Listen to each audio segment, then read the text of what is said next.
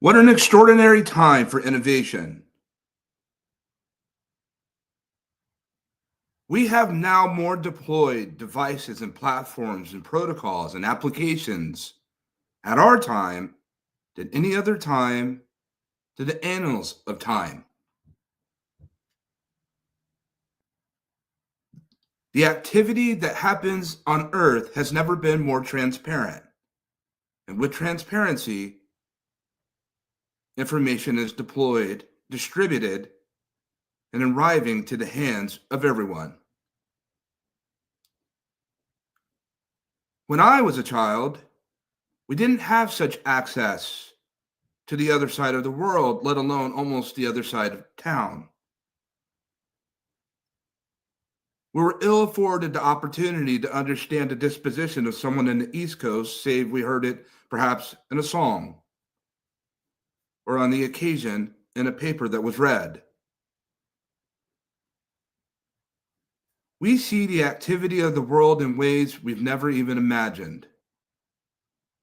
And it seemingly happened overnight. And in the hands of our youth, this information, we might ask ourselves, my goodness, what have we done? What manner of tools have we innovated to give to the generations of tomorrow? What path have we set for them to understand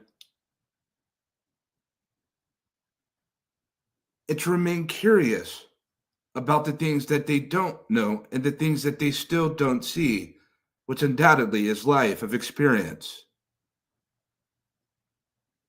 Which way to go in the forest that they've all entered in? The forest is more wider than it's ever been. Now, when we entered the forest, somebody gave us the direction, a compass, a guide, if you will.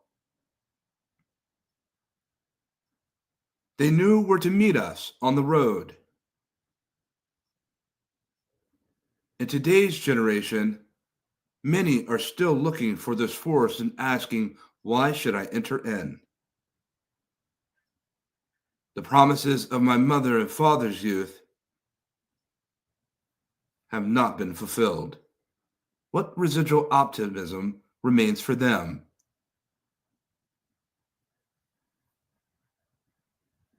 And undoubtedly, if we do not show the way, as it's been shown to us, for the next steps in societal growth,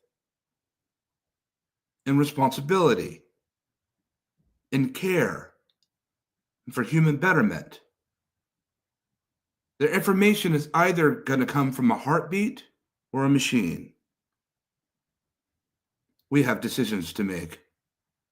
Welcome to GatherVerse Youth Summit, Day 2, 2025, coming off the heels of a terrific and fantastic, heartfelt experience of GatherVerse Youth Summit Day 1.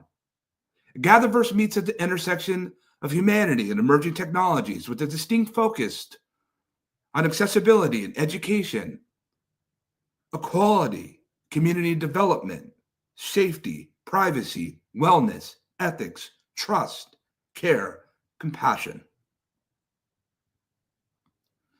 We're so happy to see many of you that are joining us once again, rather consistently at GatherVerse.live. We learned yesterday about leadership begins within, never without. We learned that the best way to be impactful towards our generations to come is to manifest that change which we desire for them to see, to be, and how to live. To have a vulnerable disposition, yet lead strong. Not just with blind hope, with strategic hope. And to perhaps give them more than what it is that we were done. And because isn't that what we want most? Is for them to do at least a little bit better than what we have done.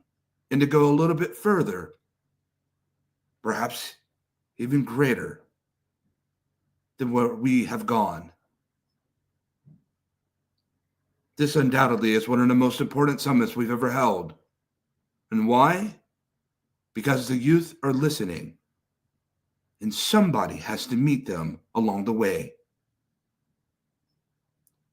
We go on these pathways so deep into the forest when the road was provided to each of us, and we get so deep into this forest, if you will, that we go off track because there is no more path, and we find ourselves laying down the foundation in that path that was continued before we ever entered in, so deep amongst the branches and the brambles, until one day we realize how far we've gone, with hopefully a thankful disposition of those that come before us. And the one thing that we might impress upon each of you that are joining us here at GatherVerse.live and in LinkedIn and YouTube and the Facebook and the Instagrams of the world is while you're laying down this new foundation, that you remember to leave the lights on for the ones that come before us, which is why we assembled today. We have an action-packed day 2 filled with roundtable discussions and talks.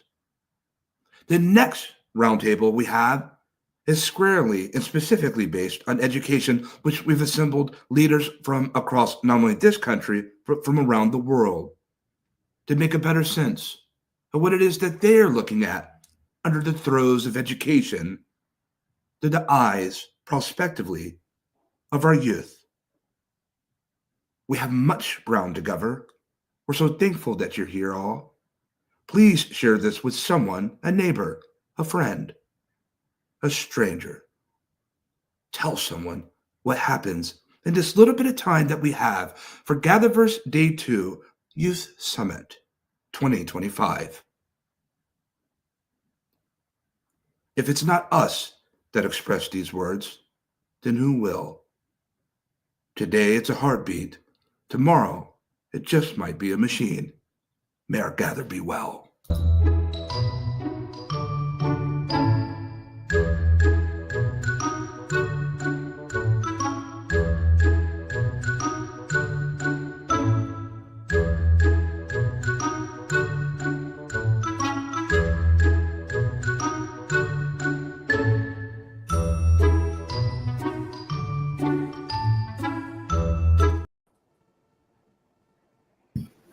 Hello and greetings to everyone.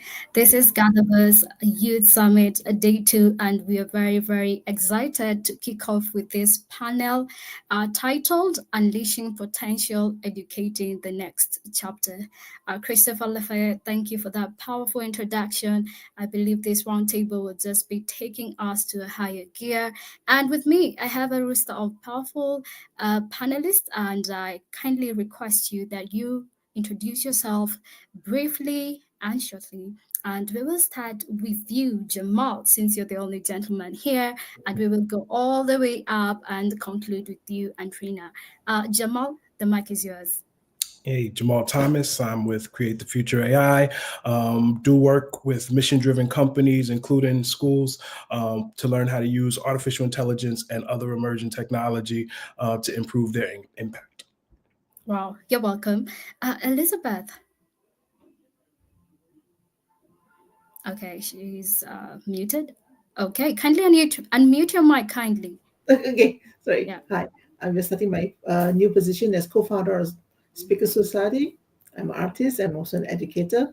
But at this point of time, I'm looking at providing platforms and opportunities for people to amplify their voices. There are so many ideas and things that they can share. So my job is to find activities and events for them to speak. Wow, we're happy to have you. We're happy to have you here. Venus, over to you. Hello, I'm Venus Raquel. I'm the founder of EthnoTrat, and we are an emerging ag tech platform that educates people on the ethnobotanical uses of herbs in different countries and cultures. I am a former youth worker in the arts and homelessness realm.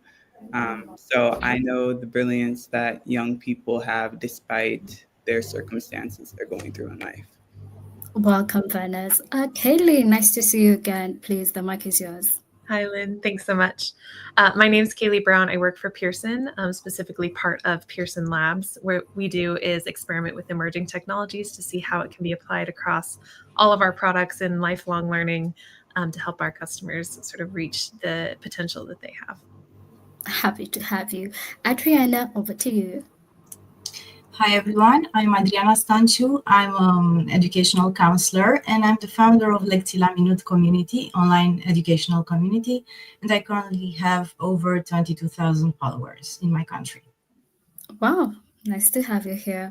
And I am Lynn Guitar, Communications Director for GatherVerse, and I will be your moderator for today. Dear panelists, shall we begin? All right.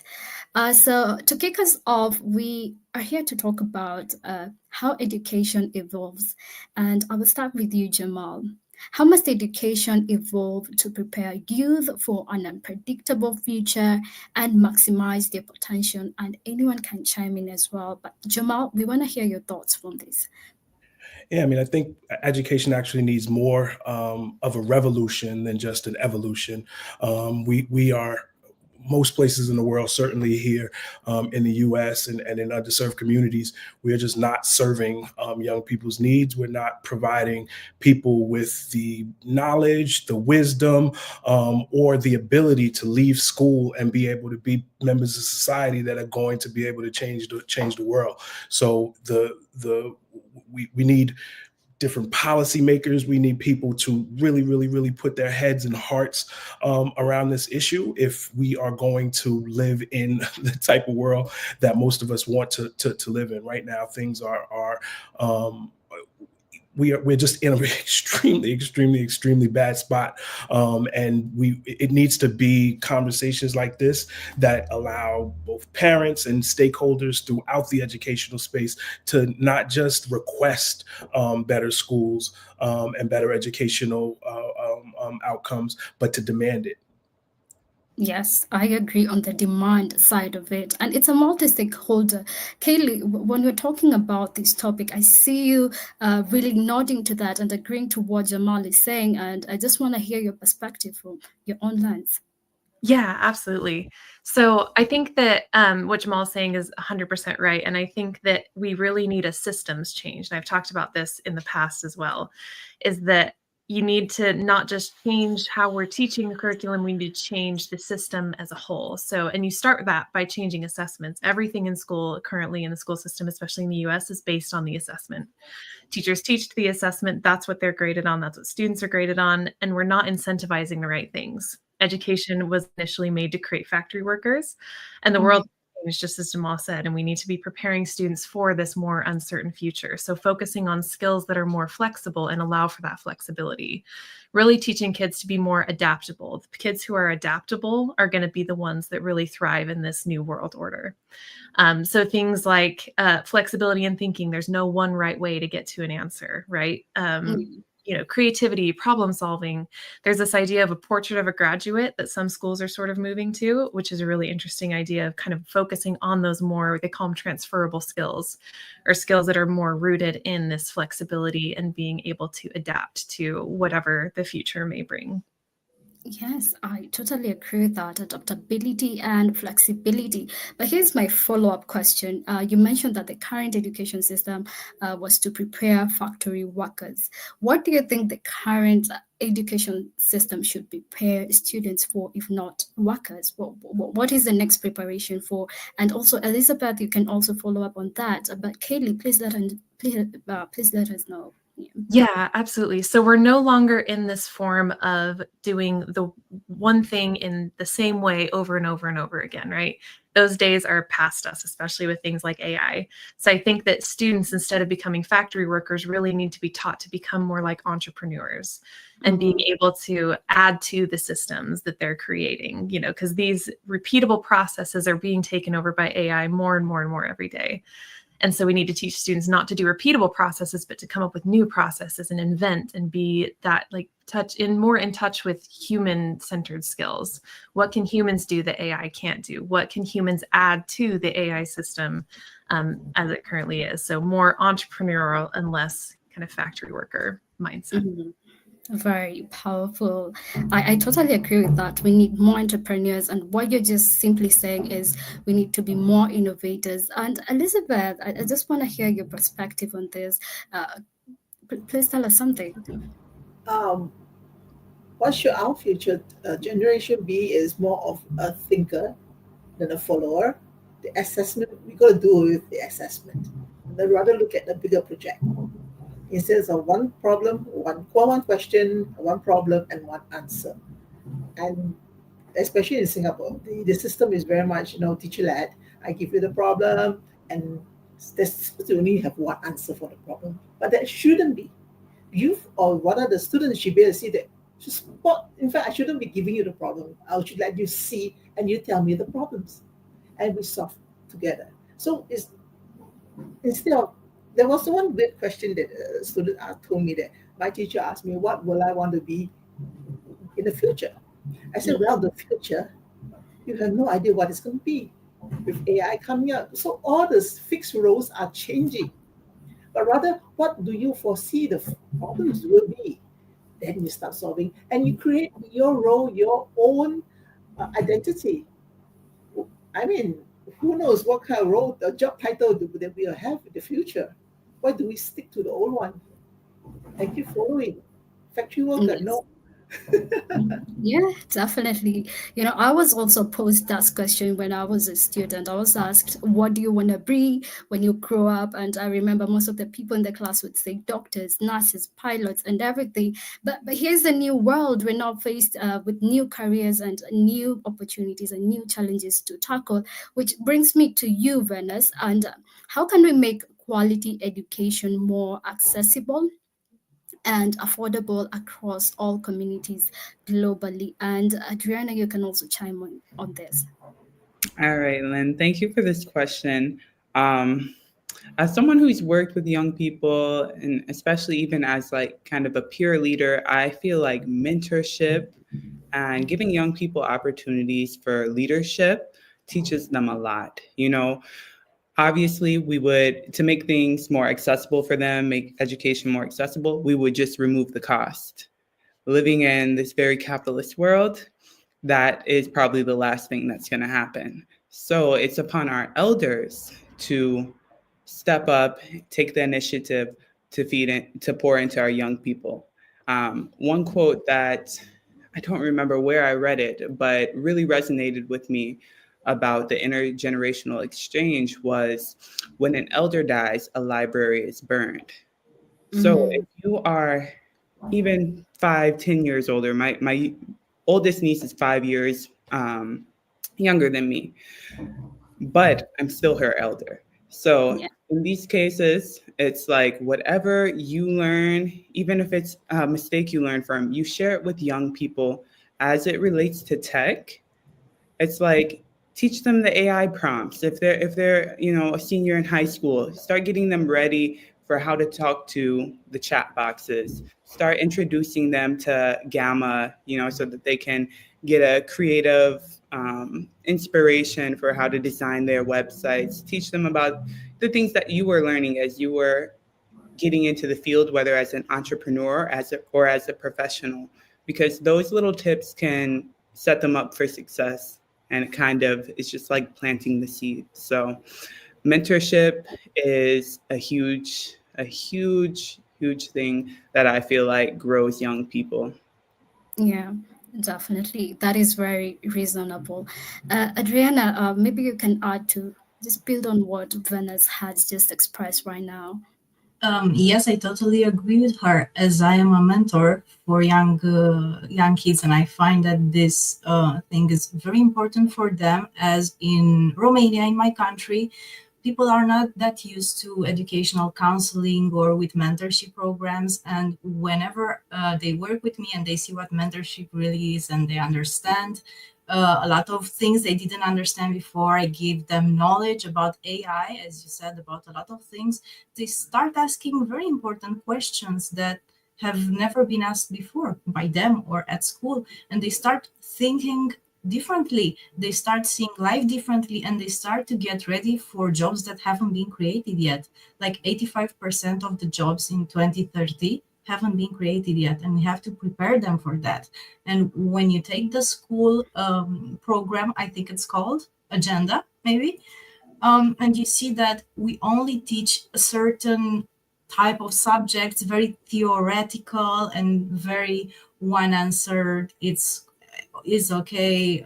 If you are creative, that's not okay. I mean, we don't go anywhere by doing that, because the future is based on creativity. It's not based in the theorem from the book. You have to actually be able to make it work and put it somewhere where it belongs, right? You have to use it more. Yes, and what you just expressed so far, it's just all connected. When I hear the expression from Katie to Venice to Jamal, I just see an interconnection, and we're just going to dive in deeper. And I'm coming to you, Elizabeth, on this. Then, Kaylee, what strategies can teachers use then to inspire students to be lifelong learners? Sorry, can you repeat that again? What strategies can teachers use to inspire students to become lifelong learners? Listen to the students more. Stop talking. Actually, a lot of youngsters out there, they have a lot of ideas. They know the world better. In terms of IT technology, in fact, they know. But then we are restricting them, say, okay, you're not allowed to use this, you're not allowed to use it, but they do. Give them the opportunity. In fact, they're better than us, better than me at least. Let them combine all this technology and produce the product they can, and let them speak. I mean, providing a platform. A lot of you is coming up to speak and say, where is our opportunity? Where is this is our world. Let us speak. Hear us. And they're actually very smart.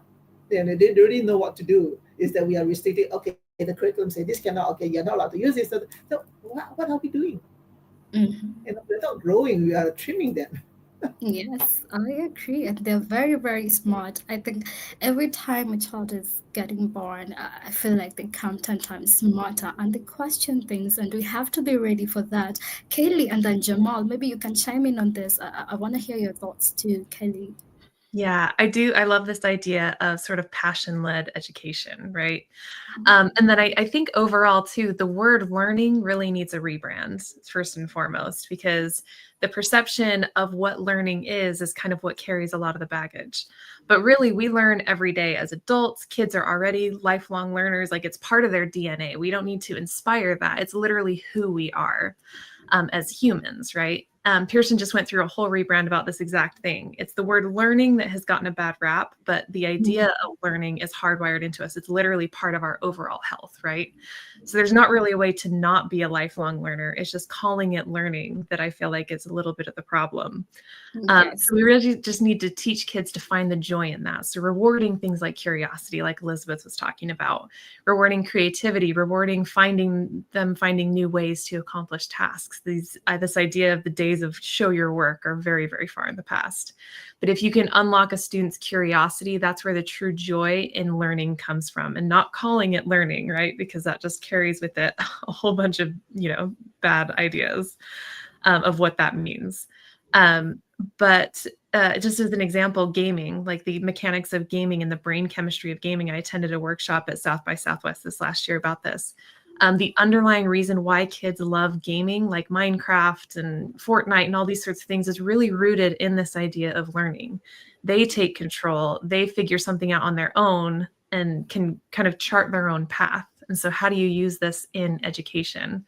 And that's sort of what inspires that continuing, desire to continue learning. Yeah, definitely. But I also want to follow up on that. You said we need to rebrand learning. Do you have an idea, or what is your perspective on what we should call learning? If we're going to rebrand learning, what are we going to call it? It's a great question. I would love to hear anybody else's. Or anybody, because Jamal, do you have something on that?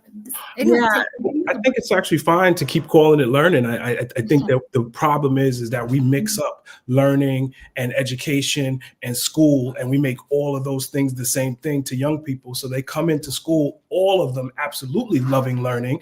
But then when they arrive, we start to we start to put them in school, and we start shoving stuff in their head as opposed to doing things that are going to do what education means, educere, to pull out, to bring forth, to find out what genius is inside of that young person, and then to help them bring that into the world. And so, teachers, they got to be lifelong learners themselves if they're going to help students be lifelong learners. If they have to be lifelong unlearners themselves if they're going to help young people understand that, okay, all of this stuff that's in your head now, it's not all right. It's not going to, you're going to be wrong about some things. And we tend to operate in ways where, it's bad. It's bad to get something wrong. You get the big F on your paper because you got stuff wrong, as opposed to saying, oh, wow, you got 10 questions out of 100 right? Right now, that's an F.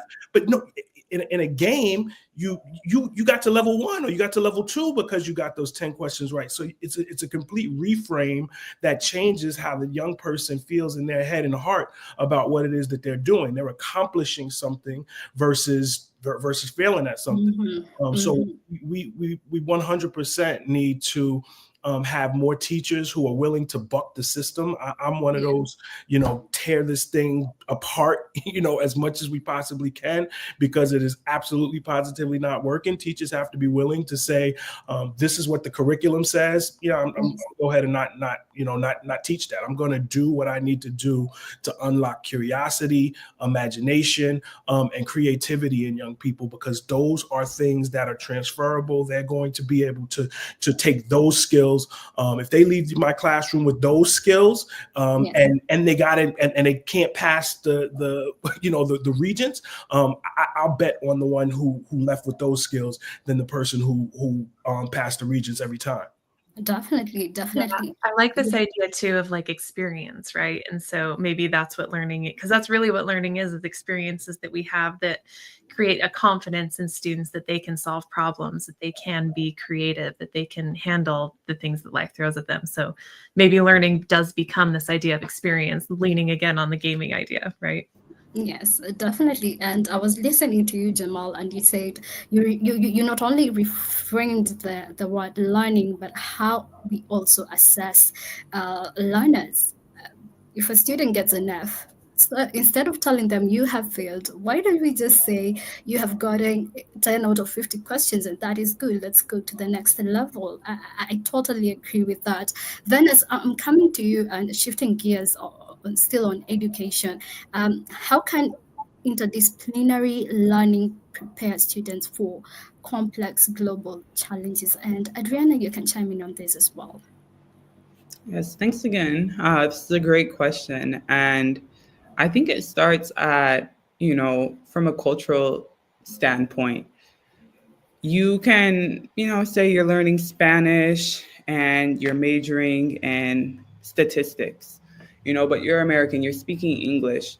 You learning Spanish alone is opening you up to a world of culture. It's enhancing your global views. So whatever your path, whether it's you're in the arts, you're in copywriting, you're in tech, I think having this global perspective will help you get further, because you're going to be able to communicate with people, convene with them, connect with them.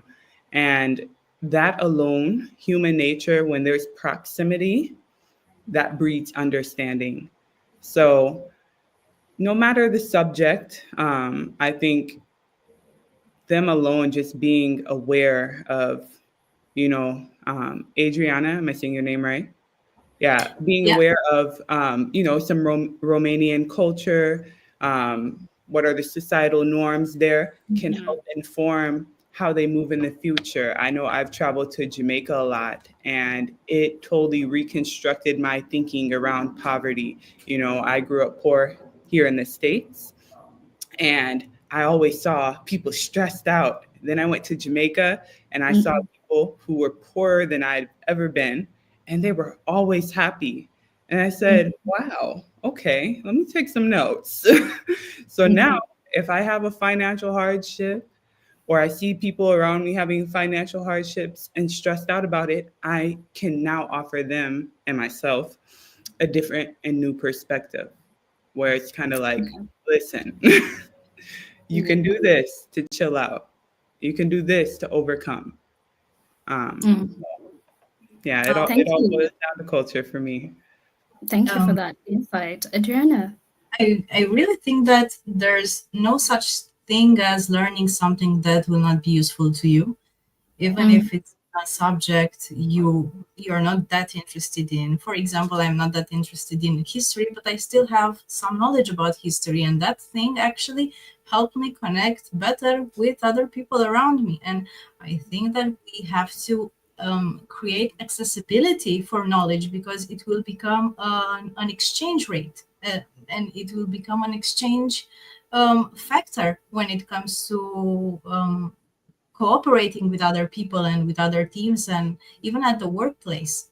Um, the more you know, the more you will be able to get yourself in a group and understand the group and the dynamic and be better at what you do. Because at the end of the day, even if it's about marketing or even if it's about content creating, you really have to have knowledge about something. And Mhm. if you come like a blank canvas and there's nothing there, you can't build on nothing. And I really think that learning a lot of things and diving into the multitude of subjects will actually help you get richer when it comes to this type of, let's say, transactional money or transactional exchange. Yeah, definitely. I totally resonate with that. I've been recently concluded a book called Range, and it was talking about having a specialized mindset versus having a generalized mindset. And what we came to the conclusion with the book is in this current era that we're living in, it's very unpredictable. Being a generalist will help you survive because we're here to survive.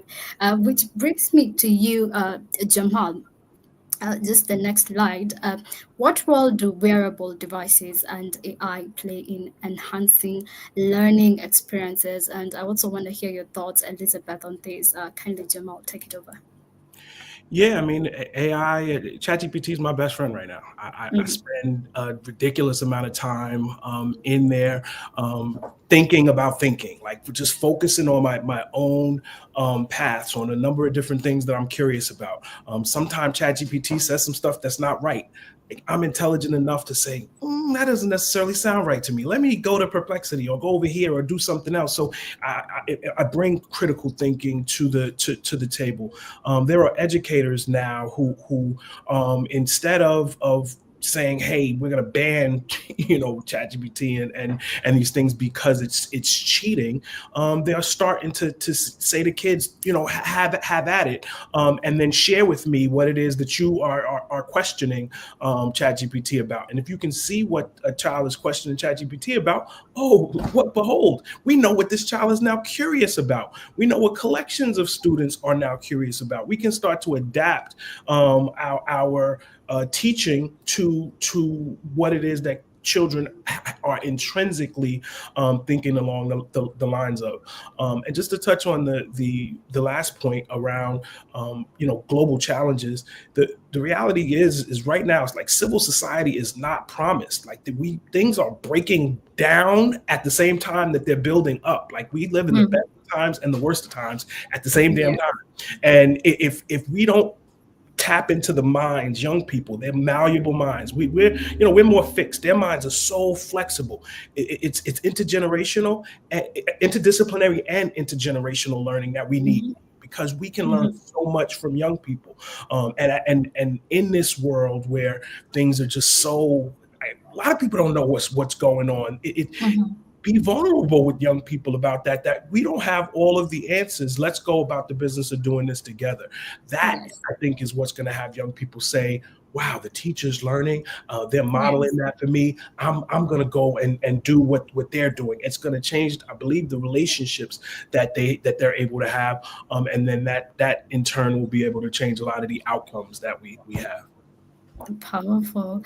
I totally agree with that. Elizabeth, do you want to add something to it? Wearable AI device and AI play, and Yeah. yes, indispensable, the smartphone.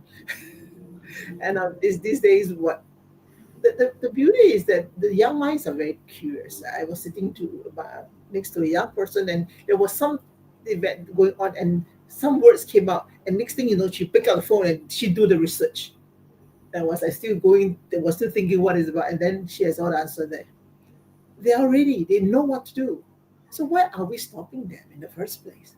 Why are we so worried about this? This too much for you, no good. Oh, please, it's their word. They know what to do. Embrace it. It's like I love ChatGPT. Literally, Yes. chat with ChatGPT. That's because especially the part when I ask to evaluate and analyze, and that's where I start learning. I don't just ask, but ask the ChatGPT, tell me this make sense or not? And the youngsters, and if you don't teach them how to prompt properly, and you go by the old way, I'm not saying Yes. it's wrong, but it's like very draggy. It takes a lot of time when the world is moving so fast. So why are we slowing down our kids' learning pace or discovery? I Mhm. would say discovery, explore, experiment, bingo. Yes, Yeah, it's more than definitely. that. The world is really moving fast. Hmm. I couldn't have said it better. But let's just continue diving with this thing called AI. We want to go deeper with it, and I'm coming to you, Kaylee, on this. And how can we really prepare students for the workforce? We're now talking about the workforce increasingly disrupted by AI and automation. I know we mentioned something in this, but I just want to dive deeper on the preparation end of things. Yeah, absolutely. And just real quick, just on the wearable devices, Pearson's doing Mhm. something really interesting with technology called Revibe, which helps ADHD students using like a watch, like a Samsung watch. Anyway, so that's just a side note. But speaking about workforce and AI, I think it's exactly what you talked about earlier, Lynn, is sort of this idea of creating creative generalists. So more Mhm. T-shaped people with expertise in one area, but a very T-shaped skill tree versus I-shaped, right? As kind of a lot of information across a lot of different contexts to be more generalist. And then as Elizabeth and Jamal were talking about as well, sort of using AI to get better results, do more with less, because that's going to be the future of workforce, is sort of this idea of doing more with less, using AI as an assistant. But overall, again, and it's been a common theme today, but people who are flexible and adaptable will rule the next era. Kids need to be able to reinvent themselves in order to show themselves in different contexts for different workforce challenges and different jobs. I once heard someone say that traditionally the best people reinventing themselves are actually those from low-income households, because they've had to do that more than kids who may have come from sort of a higher-end middle-class household. So they have some real opportunities in the coming age and some real potential. And there's a bit of reversal in the skills that are needed to thrive. But yeah, this idea of creating those skills. There's also an idea going around in education right now around badging and credentialing. So the more badges and credentials that you can attach to your name, again, in that T-shaped form, the better off that you're going to be in sort of the future of work. Oh, that's interesting. You have mentioned on badges and certifications. So what you're trying to say is, I'm looking at so many online platforms and including top 500 companies, and we have them offering free educational courses. So what I'm getting from you is for us to get all those courses, right? Yeah, in some ways, making sure that they're efficacious and have good learning science and Yeah. all that kind of stuff, because sometimes those free courses are a little Yeah. more wobbly on the learning science side of things. But yeah, just making sure that you're gathering those transferable skills, passion-led education, finding skills that you can add to your portfolio to really show your breadth of knowledge in a lot of different areas. So Thank you. Adrienne, I'm coming to you on this, and it's about business. Can you just shift gears to the business side of things? What role do you think businesses and innovation play in developing future education models? And Venice, you can chime in on this as well. Well, I really think that business should look at students and see what are their main skills and how they are developed and how their brains are developed. For example, kids in my country who are now 11 or 12 tend to be more digitally naturalized, something like that, and are more open to the digital and technical skills than other children that are bigger of age or adults. And I really think that businesses should take this into consideration. And even if it's about using AI or another type of innovation in educational models, we should actually have some sort of a digital ethical code, because we can't go into AI and dive and without having some rules. Because I think Elizabeth said something about having the results after we talked to AI, and look, I already have the results, I searched and everything's fine, but we have to have some limitation to that, because we can have some results that are actually generated, and then our students and our future citizens can take the results and work on them and understand them, not only take them as they are. I mean, I think that businesses should really take into consideration the openness of the young generation into learning and into developing their own strategies and their own ways of doing homework or doing different tasks. I mean, we're no longer in the age of this is how you do it and it's already been done like that 1,000 times. You have to go on that road. You really have to come up with something else and keep their mind jogging and keep them active. Don't give them something they have already seen like 1,000 times, because they're not going to go anywhere with that. Yes, and that is an advantage to businesses, a very big advantage with this kind of era and the generation that is coming up to the workforce. Venice, I want to hear what you have to add to this. Yeah, so I think that, the influence, the innovation and influence of a business is only as impactful as its leader. As a person coming out of my young years, I'm 26, I've noticed that my peers, we recognize what good leadership is and what poor leadership is. And we are reluctant to stay in places that are outdated in how they operate, who are not open to getting with the times per se, understanding the things that motivate people in this era. So can you restate the question for me? I kind of went on a tangent.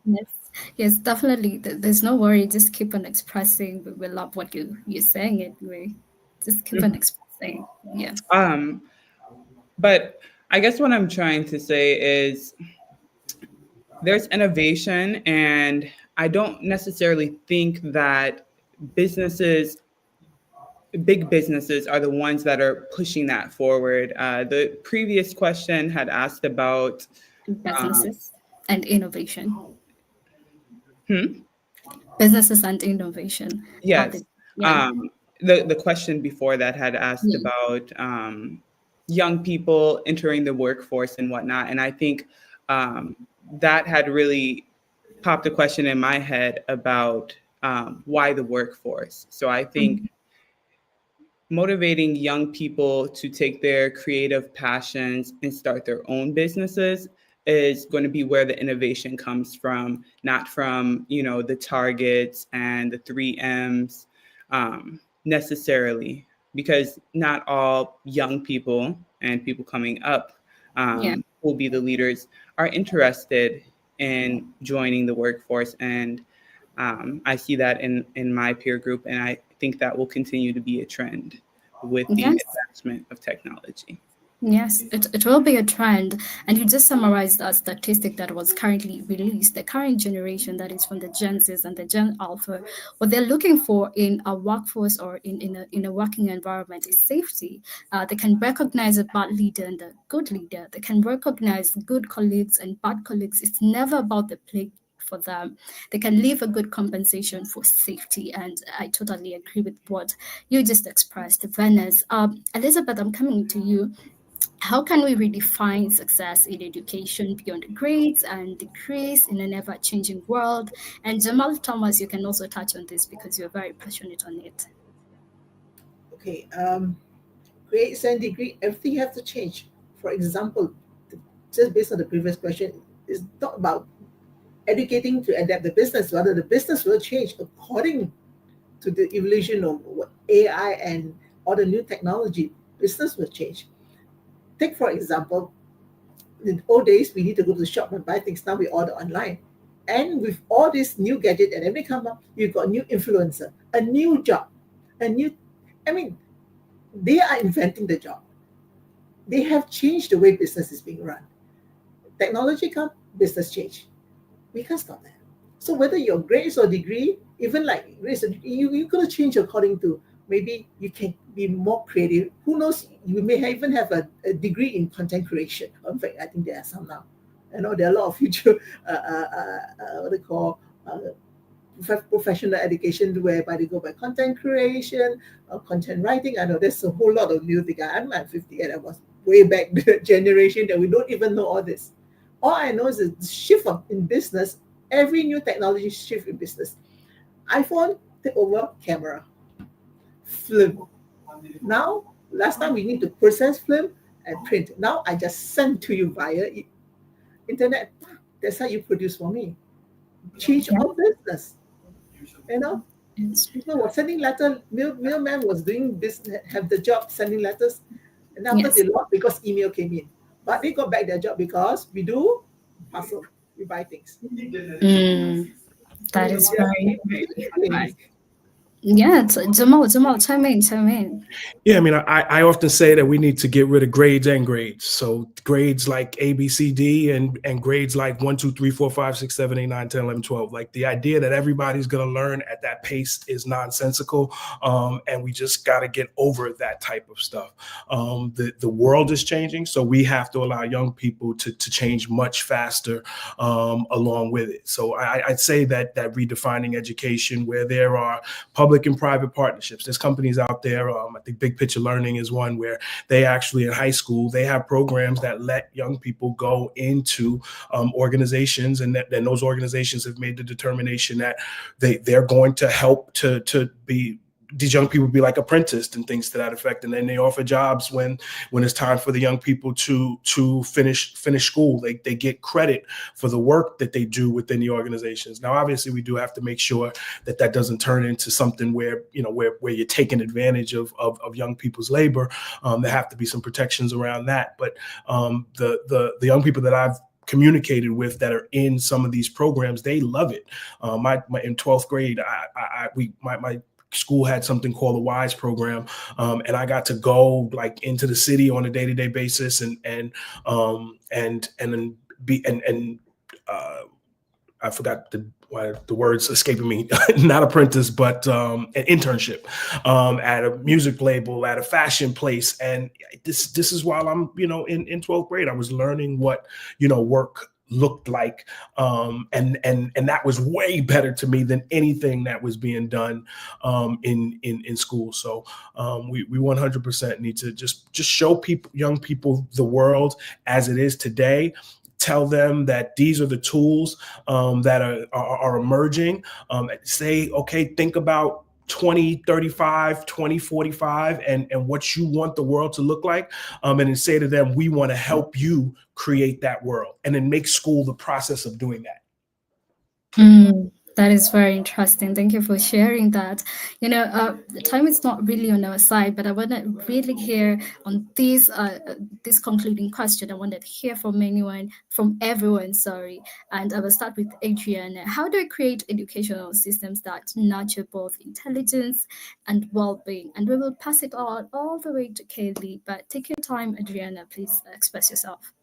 Well, I think when it comes to that, we actually have to ask two very important questions. How do we define progress, educational progress, and how do we redefine educational success? Because not every student is the same, not every student learns the same, understands the same. And if you have like a standard for everyone, there might be a lot of people that can't be entertained by that standard, and they will either fall off or just basically stop learning. And we have to understand what progress is, how to achieve educational progress for each person, so they feel valued, they feel understood, and they feel the need to be a lifelong learner. I think that's actually the thing we have to focus more right now, in my point of view. I'm curious to hear the others. Yeah, I like that, Adriana. I like that. Kelly, bring it on. Yeah, absolutely. So it's something that Elizabeth's talked about several times in here as well, but this idea of passion-led education, the student is in the driver's seat. I think we throw students out into the world after telling them what to do and how to do it their entire lives. And that causes a huge amount of stress once they leave the educational system, right? And leave home. They're no longer being told what to do, how to do it. They have to figure out how to be out in the world on their own. So if we can front load that a little bit more in education, I think that that's going to help kind of nurture that idea of well-being. And students love being given this autonomy. And Elizabeth talked about this as well. But we were doing a project with an assessment that was guided by the student. And so it was an AI-driven assessment for critical thinking skills. And a lot of the feedback that we got was, I loved that I could make decisions. I loved that I wasn't being told what to do or had to choose between set options. And this is sort of how you bring that joy back into learning and take the stress out of things, as you build this confidence of, I can figure out how to solve any problem I come across by myself. I don't need to be told how to do it or what to do. And that confidence is really key for well-being now and in the future. Yes, Kelly, I couldn't agree more. Let's just be honest. No one likes being told what to do. Let's just be honest. But the mind is there and it thinks. No one likes being told what to do. Thank you for sharing that. Venus, what is your take on this? Yeah, so I would say on the education side, we need to pay our teachers more, and we need to have smaller class sizes. My son is in Spanish immersion, 22 to 25 kids in that class. He started in first grade. He has to have a tutor. He has to have individualized learning. He's also very hyper. So I think like a trauma-informed and a culturally competent approach to education is vital. We have a lot of teachers who already have these skills. That's why they got into the field.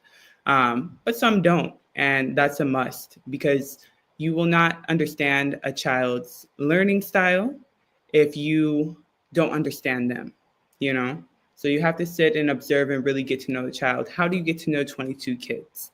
You can maybe get to know 10, 15 very well, but 22, 25, 30, that's too much. And that's what we see a lot in inner cities. So smaller sizes, and also bring back nap time. That goes back to trauma. You don't know what kids are going through. That little nap can do a lot, especially with the video games. Let them take a nap.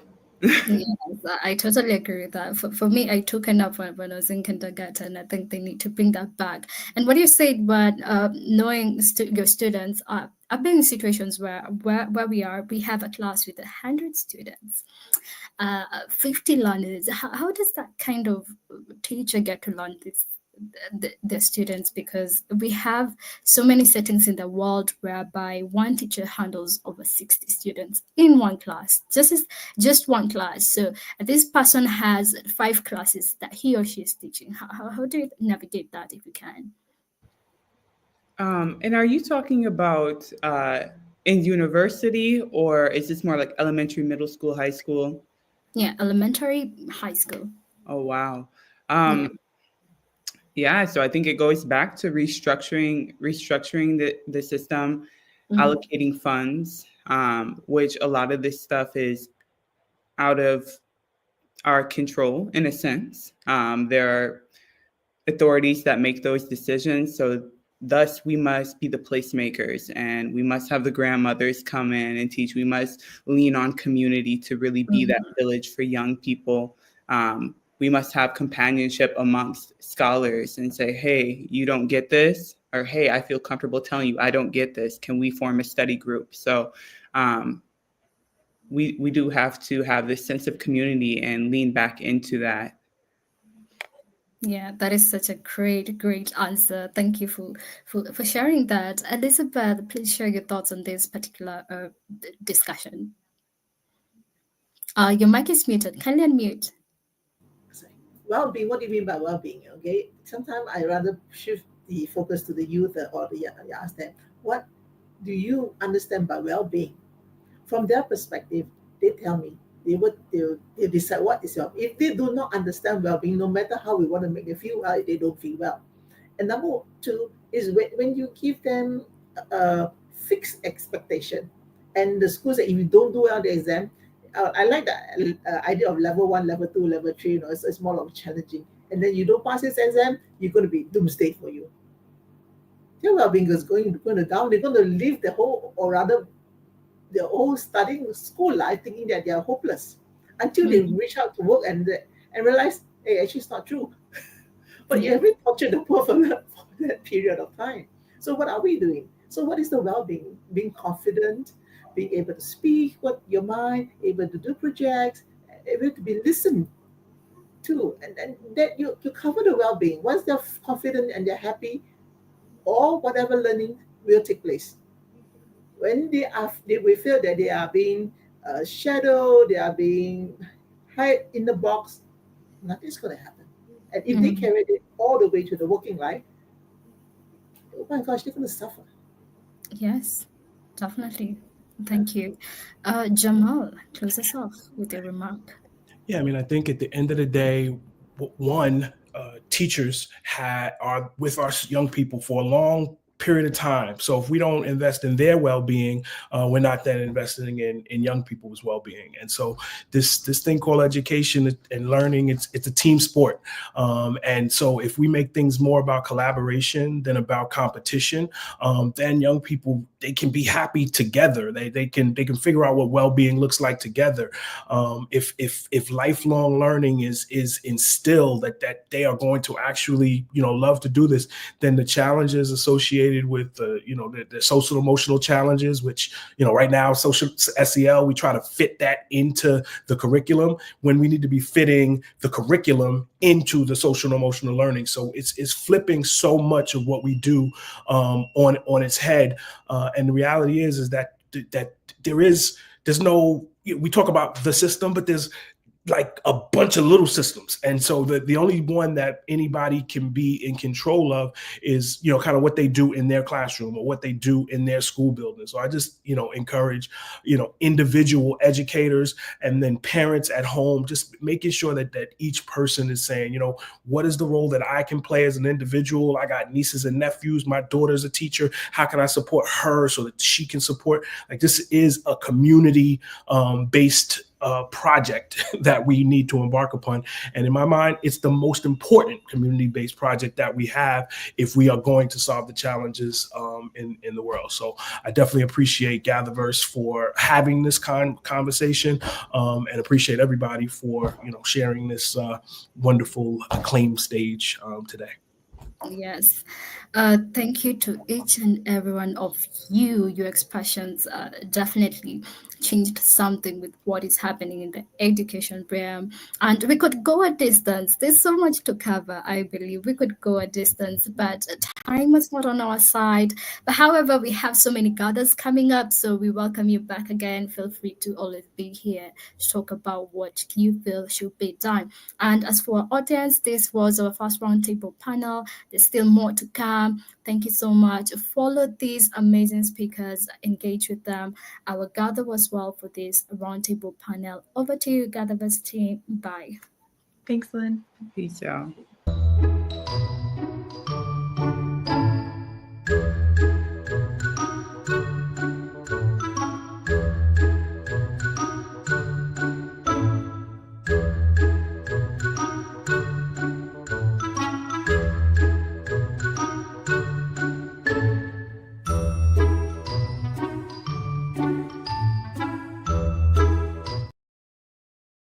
Hello, GatherVerse. It's inspiring to be part of a summit focused on guiding the next generation. We're standing at the edge of a vast digital frontier, much like looking out from the forest edge GatherVerse beautifully described. This frontier is increasingly shaped by that metaverse. But what is it really? And more importantly, how can you, the architects of tomorrow, not just navigate it, but actively build your future within it? A future of digital participation and potential financial agency? Simply put, the metaverse is the next stage of our connected digital lives, interconnected virtual worlds where we can interact, create, learn, and play in more immersive ways. But it's more than just technology. It's a new landscape for human expression and connection. Right now, it might feel complex or distant, but that's why it's crucial we focus on building a bridge, a pathway providing the knowledge, the tools, and the confidence for you to cross over from being passive observers to becoming empowered creators and leaders in this space. It's about finding your unique voice and making your mark. And here's the exciting part. The tools to make that mark are becoming more accessible than ever. Think about it. The emerging technologies and platforms essentially hand you the capabilities of your own personal media and creation machine. You don't necessarily need massive studios or gatekeepers anymore. In fact, they're done. With the right skills and vision, you have the potential to design, build, and share your creations and connect with a global audience directly.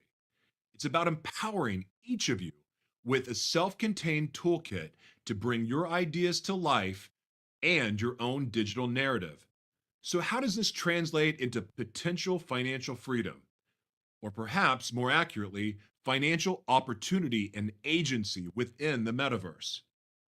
Let's get specific about potential revenue streams we're already seeing emerge and you can tap into. Digital creation and sales, virtual fashion, design and sell unique clothing skins and accessories for avatars, 3D asset creation, build and sell virtual furniture, art, objects, or even entire environments in various platforms. Experience development, create and monetize interactive games, social hangouts, educational simulations, or unique experiences within platforms like Fourth Star, Roadblocks, or Decentraland. Digital art, NFTs, you can create, mint, or sell unique pieces of digital art verified on the blockchain. Custom avatars, design bespoke avatars for individuals or brands. Provide services like virtual event management, organize and host concerts, conferences, or social gatherings within the metaverse.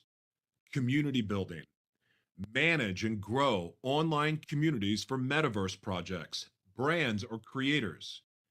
Virtual assistant or guidance, offer support, tutorials, or tours within specific metaverse platforms. Live performance, stream performances, DJ sets, or educational talks to audiences in virtual venues. Freelancing, offer your skills in coding, graphic design, marketing, or writing specifically tailored for metaverse projects.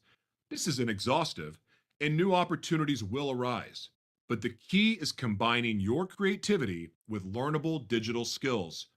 Crucially, as we explore these opportunities, we must anchor ourselves in the GatherVerse principles: ethical technology use, sustainability, accessibility, and digital wellness. Having the power to create and earn comes with responsibility to build worlds and economies that are fair, inclusive, safe, and contribute positively to humanity. Navigating this new terrain, understanding the tools, identifying the opportunities, building ethically can feel overwhelming. It's a journey, and sometimes someone to talk to, ask questions of, or brainstorm with can make all the difference. I truly believe in building those bridges I mentioned, connecting people with the knowledge and support they need. So my call to action today is simple. If anything I've discussed sparks your curiosity, if you have an idea brewing, or if you just want to explore how you can find your place in this evolving digital future, please feel free to reach out to me directly after this session or connect online. I'd be happy to help you in any way I can to be part of your bridge to empowerment. Let's unlock this potential together, creatively, responsibly, and empoweringly. Thank you.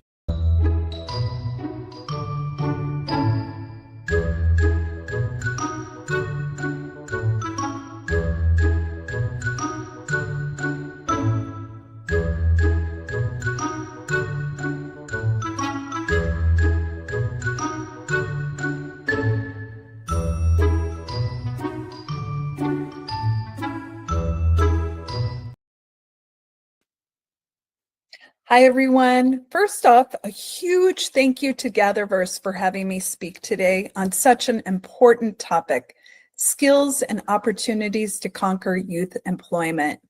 I'm truly delighted to be here with you all. My name is Teresa Grant, and I'm the founder and CEO of Make a Difference Now, an organization that's all about empowering youth like you with access to quality education and real job preparation training, so you can not only get a job, but make a difference in the world. This is how we started out. For many years, Make a Difference Now focused on one thing, providing scholarships to help youth go from primary school all the way to college. And that worked. We saw young people reach university and graduate with big dreams.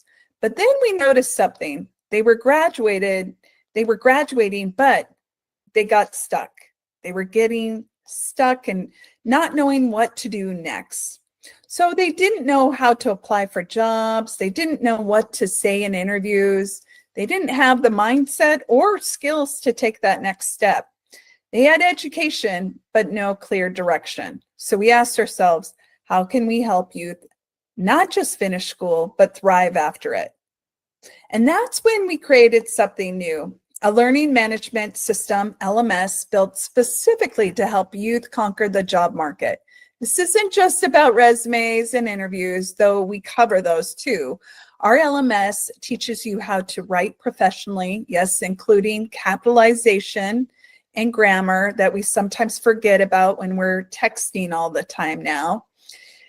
Improving your English and communication skills, building a growth mindset so you believe in what's possible, not just what's in front of you.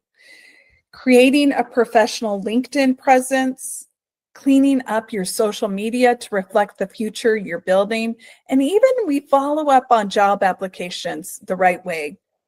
It's not just a one-stop shop. We're with you every step of the way. I wish every young person had access to this before entering the real world. And here's the best part. I've got something special for you. If you're attending GatherVerse today, I want to invite you to test drive our LMS completely free. No catch, no strings. Just go to gomadnow.org, head over to our contact page and let us know that you're interested in the LMS. It's a business education empowerment program. We'll also teach you not only how to apply for a job, but in the meantime, while you're waiting for the job that you want, we're going to also go through how to build a business plan. And so you really will be taking care of not only how to set up your own job where you apply for the job that you want, but also to employ yourself if needed. That's it. We'll give you the full access to explore, grow, and prepare for the future that's waiting for you. And so we hope that you join us. The truth is, youth around the world have the ideas, the energy, and the heart to lead us into the future. You just need the right tools. At Make a Difference Now, we believe in you. We believe in your potential to build careers, uplift communities, and inspire change. So head on over to our organization, gomadnow.org, and take the first step towards a future where you don't just get a job, you build a legacy. Thanks so much, GatherVerse. Let's make a difference together. And thank you again for letting us gather with you.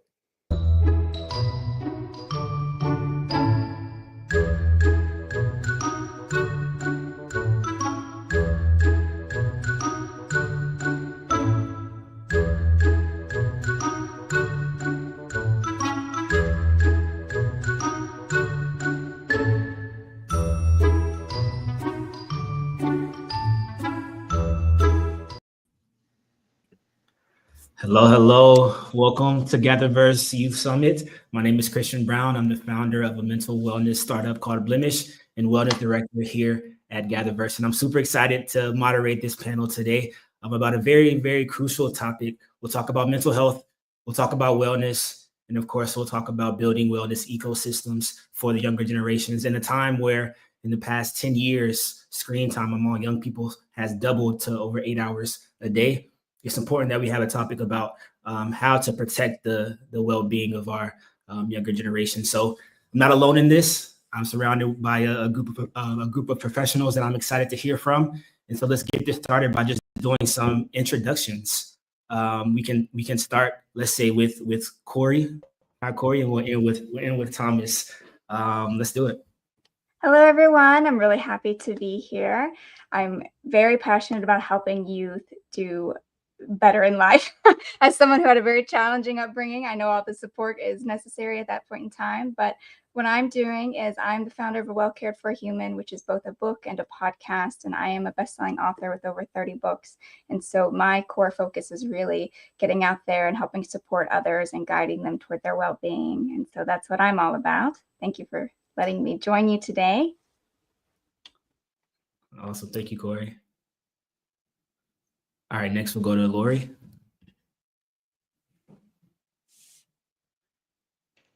Hi, everyone. I'm Dr. Lori McDowell, and I am the CEO of Reimagine You Strategies, which really is a coaching, a speaking, and a training company that helps people, particularly, I work a lot with youth, but also with adults, really look at their life from themselves and create better lives. So we do a lot of mindset work, a lot of training on, really letting go what's limiting you, which is really important, I think, for our youth today, because they come here with, often a lot of baggage just from growing up in the environment, and they don't know what's possible. So I help people find out what's possible and realize that they can get it, and help them set themselves up for the rest of their lives. Amazing. Thank you for that. All right, now we'll go over to Megan. How are you today? You're on mute. You're on mute once. Yeah.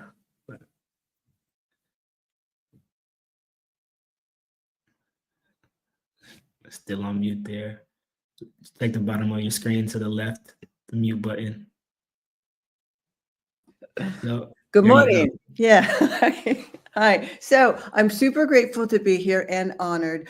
I'm Megan. I am co-creator of this forum called Tools for Transformation. My passion is to help people live the life that they came to Earth to live. I want people to live the highest version of themselves so they can be of the greatest service to humanity. Lovely. Awesome. Yeah. Thank you, Megan. My pleasure. All right, next up, Jesper. Good morning or good evening if you are in Europe.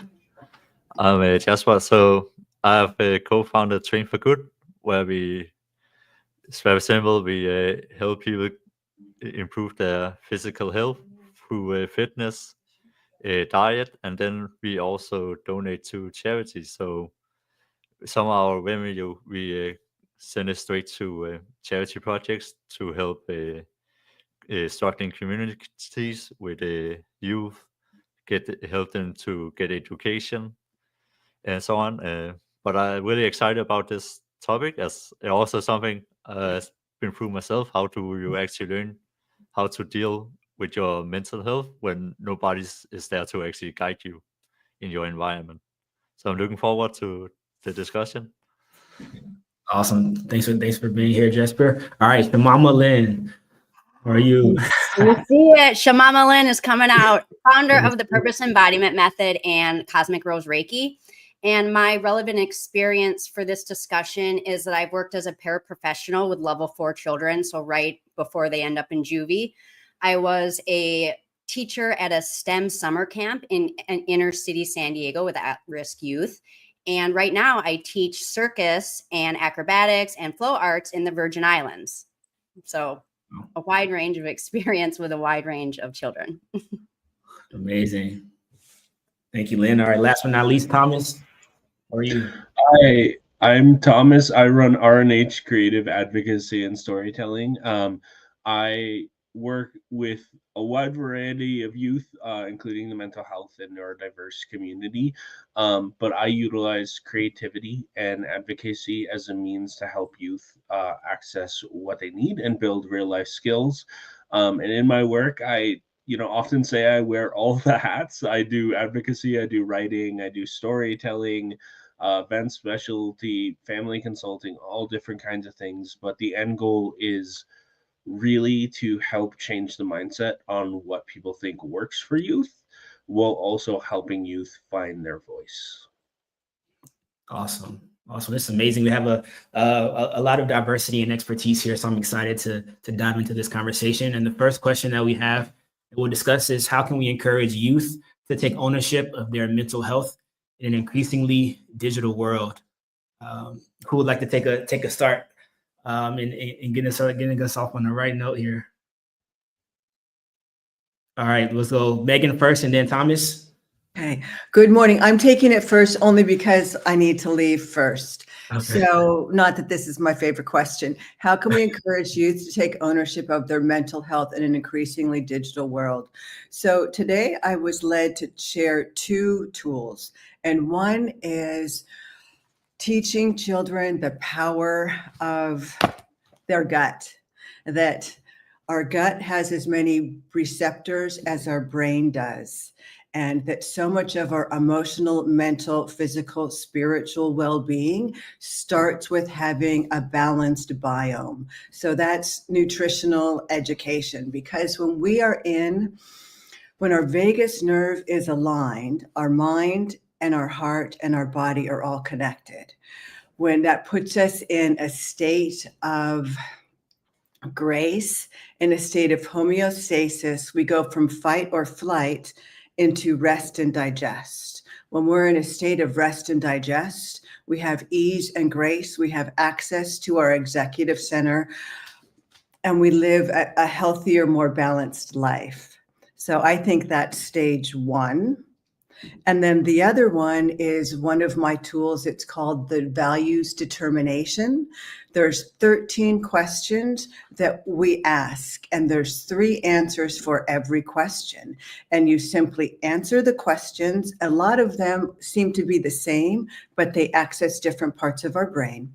You do a summation of the exercise, and at the end of the exercise, you have the beginning of what your highest values are. Everyone has their own highest values. This is not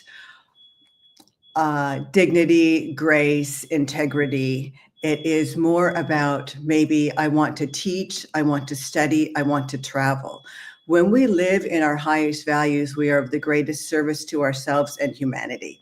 Those are 2 in a nutshell. I love that. Thank you so much. And where can we go to find those 13 questions that you mentioned?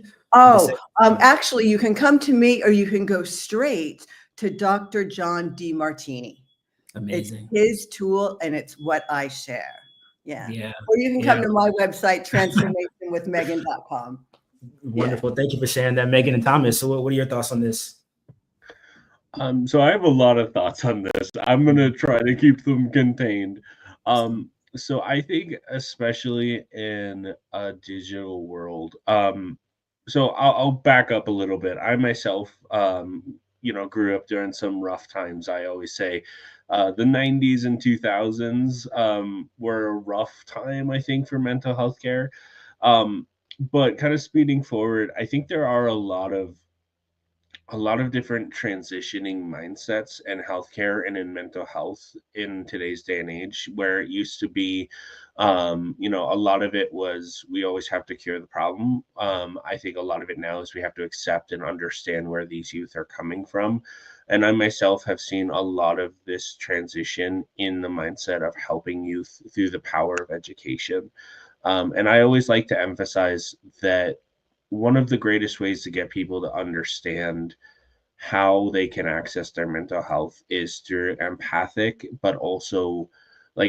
communication, but also really highlighting how people learn. I love the idea of teaching people how they actually learn, not how we want them to learn, how they process their information, not necessarily how we want them to. And I found in a lot of youth, this conversation, as stated, starts with their values and their understanding of what they want, but it also starts with not trying to scare someone or not trying to control them all the time. I find one of the best parts of the education journey on mental health is really having those genuine, compassionate conversations and helping youth identify and connect with what they want, who they want to be, and also not putting a lot of shame on the idea that this is a very complex journey. And I find a lot of youth are so often shamed for expressing themselves in the only way they know how. They're shamed for sometimes just being youth in a system that is so often flawed. And I think when we really hone in on a pathway that works for youth, we have a better chance of them accessing that. But also in a digital age, so much of it, I think, is also understanding that digital access to the world is for so many people their connection and their exploration of who they are and what they want to do and the information that comes to them. And I think a big part of that is really honing in on the idea of what we, conversations around media, conversations around what is healthy, what is not, what is representation that is positive, what is not, and also exploring and kind of nailing down the digital journey as well, and understanding that there are going to be mistakes, but we don't need to demonize or punish all the time for those explorations. Yeah, I love you. I love that. Thank you for sharing that. And I like that you and Megan both mentioned values, right? Because I think as a young person, you're still developing what those values are, and it's all a process of self-discovery. And now with social media, with so much time spent online, the process of self-discovery also involves a lot of other people's expressions and perspectives, and it's easy to lose yourself, especially as a young person. So I think being able to find a place of foundational values is really important when it comes to mental health of a young person. And at least the next question of what are some innovative ways technology can be used to provide mindfulness and wellness tools to young people. Let's go here with Lynn. I know you do some really cool things online. So I'll just take a shot at this question, and then we'll move to Corey or Lori. Well, I think kids are a lot deeper. Like I'm thinking about teenagers. I work more with like younger kids, but teenagers are like deep. And so I think they really are ready to think about things like mind hacking, mindfulness, having more positive thoughts. And that comes through audio and visual, right? Everything is sound, frequency, light. So when we I have meditations that are sacred geometries run for each of the chakras. It's like, I am strong, I am stable. So, I mean, we can get this in VR, like in 3D surround sound. I mean, we can make it very interactive, but it is this act of just like sitting. And I think there's desire for that on some level.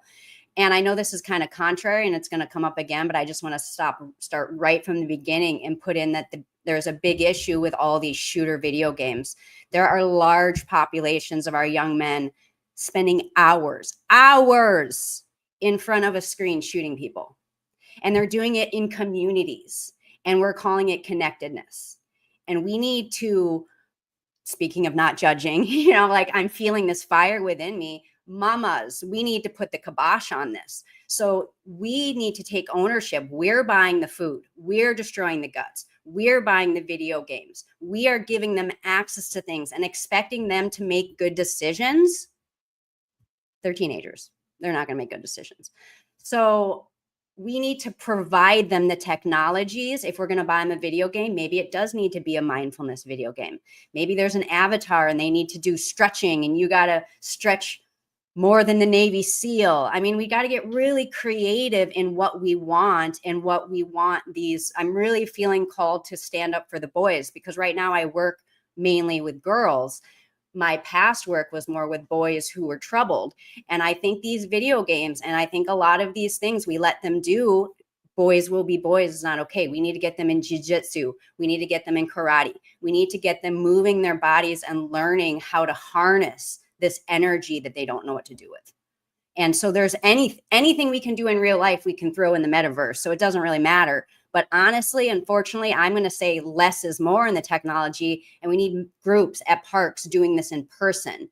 And if we can live stream it somewhere or include technology, fine. But I think the technology needs to be secondary. And you know, it's awkward to say that on a tech gathering in front of tech people, but we're the ones that need to lay the gauntlet down and say enough is enough and not let this train keep running away. Amen. Hallelujah. And so it is. Amazing. I see that spoke to Megan as well. But I mean, you're so right. I think as the parents, right, we do have a responsibility, you know, a major responsibility in how these technologies are used and also the communities that are formed. And it's hard. I just want to throw that in. I get it. It's hard. It's going to take time to unwind because this is huge. The candy, the dyes, the sugars, the gut has so much to do with it. It's so connected. And so I'm glad we're having this conversation, and it might take a decade to unwind and figure out the balance that we're seeking, but we're doing it. And that's the exciting thing. Yeah, and it can be done in small steps, right? It can't all be fixed at one time, but just the intentional small steps. You know, I love the quote that says 1,000 steps starts with one. All right. And so it's always just one little step at a time. Love that. Anybody else want to jump in here? Corey? So innovative ways with technology. When we're talking about innovation, it's interesting because it's always almost like what isn't here yet, right? Because we're innovating, like it's on the edge of being created and in existence. And so I can think of many instances where we could use technology to fill gaps that we don't currently have. So for example, I'm imagining kids that are in cancer wards or in really sick situations and they can't go outside and play. They can't go out and connect with nature.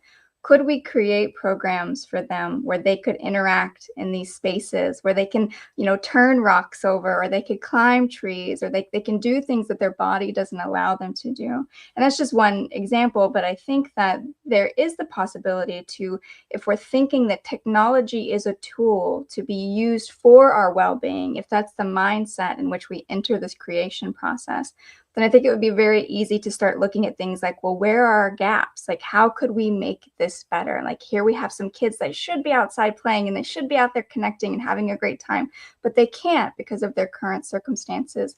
Can we use technology to build that gap? And so that's what I think of when I imagine innovative ways. I'm thinking of like, what do we not have that we need? And if we do value, you know, being in the real world, touching grass, as we're saying, I need to go touch some grass, right? Like that's an expression I hear a lot. Like I need to go touch some grass. There are real kids in the world that can't do that, right? They can't do that. They've got some immune issues or they've got something going on. Their body's not cooperating. So can we using technology, can we bring the grass to them? You know, can we do those kind of innovative, I want to say innovative work, creative work to bridge those gaps? That's my thoughts on that, of how we can, if we have that mindset of creativity and wellness in service of our youth rather than as something that detracts from what they already have, I think we could do some pretty incredible things. Definitely. Yeah, 100%. And we're saying that, and we've been saying that more and more, just a bunch of creative technologies that are being developed for those who don't have just normal access to, like you said, touching grass or going outside or even using all of the limbs. And so I love seeing that. And when it comes to our youth, it's like the systems have to be set in place for the wellness and for the healing. So that means getting schools involved, getting organizations involved. And I saw a stat from Mental Health America that says only one in five teens say their school provides regular mental health support or education on wellness. And so there's a gap there that needs to be addressed, which leads to the next question of how can schools, organizations, and communities collaborate to provide wellness programs that focus on holistic health for young people? Lori, I want to bring you into this, and Megan, we'll go to you, and then Jesper, we're going to get you involved in this conversation as well. Yeah, one thing I did want to quickly add on the last question too, which relates to this as well, but I think gamification is a really innovative thing, you know, and if there's a what you eat game where the healthier you eat, you get more points and you compete against your community, kids are going to play it, or a meditation game. So bringing gamification in.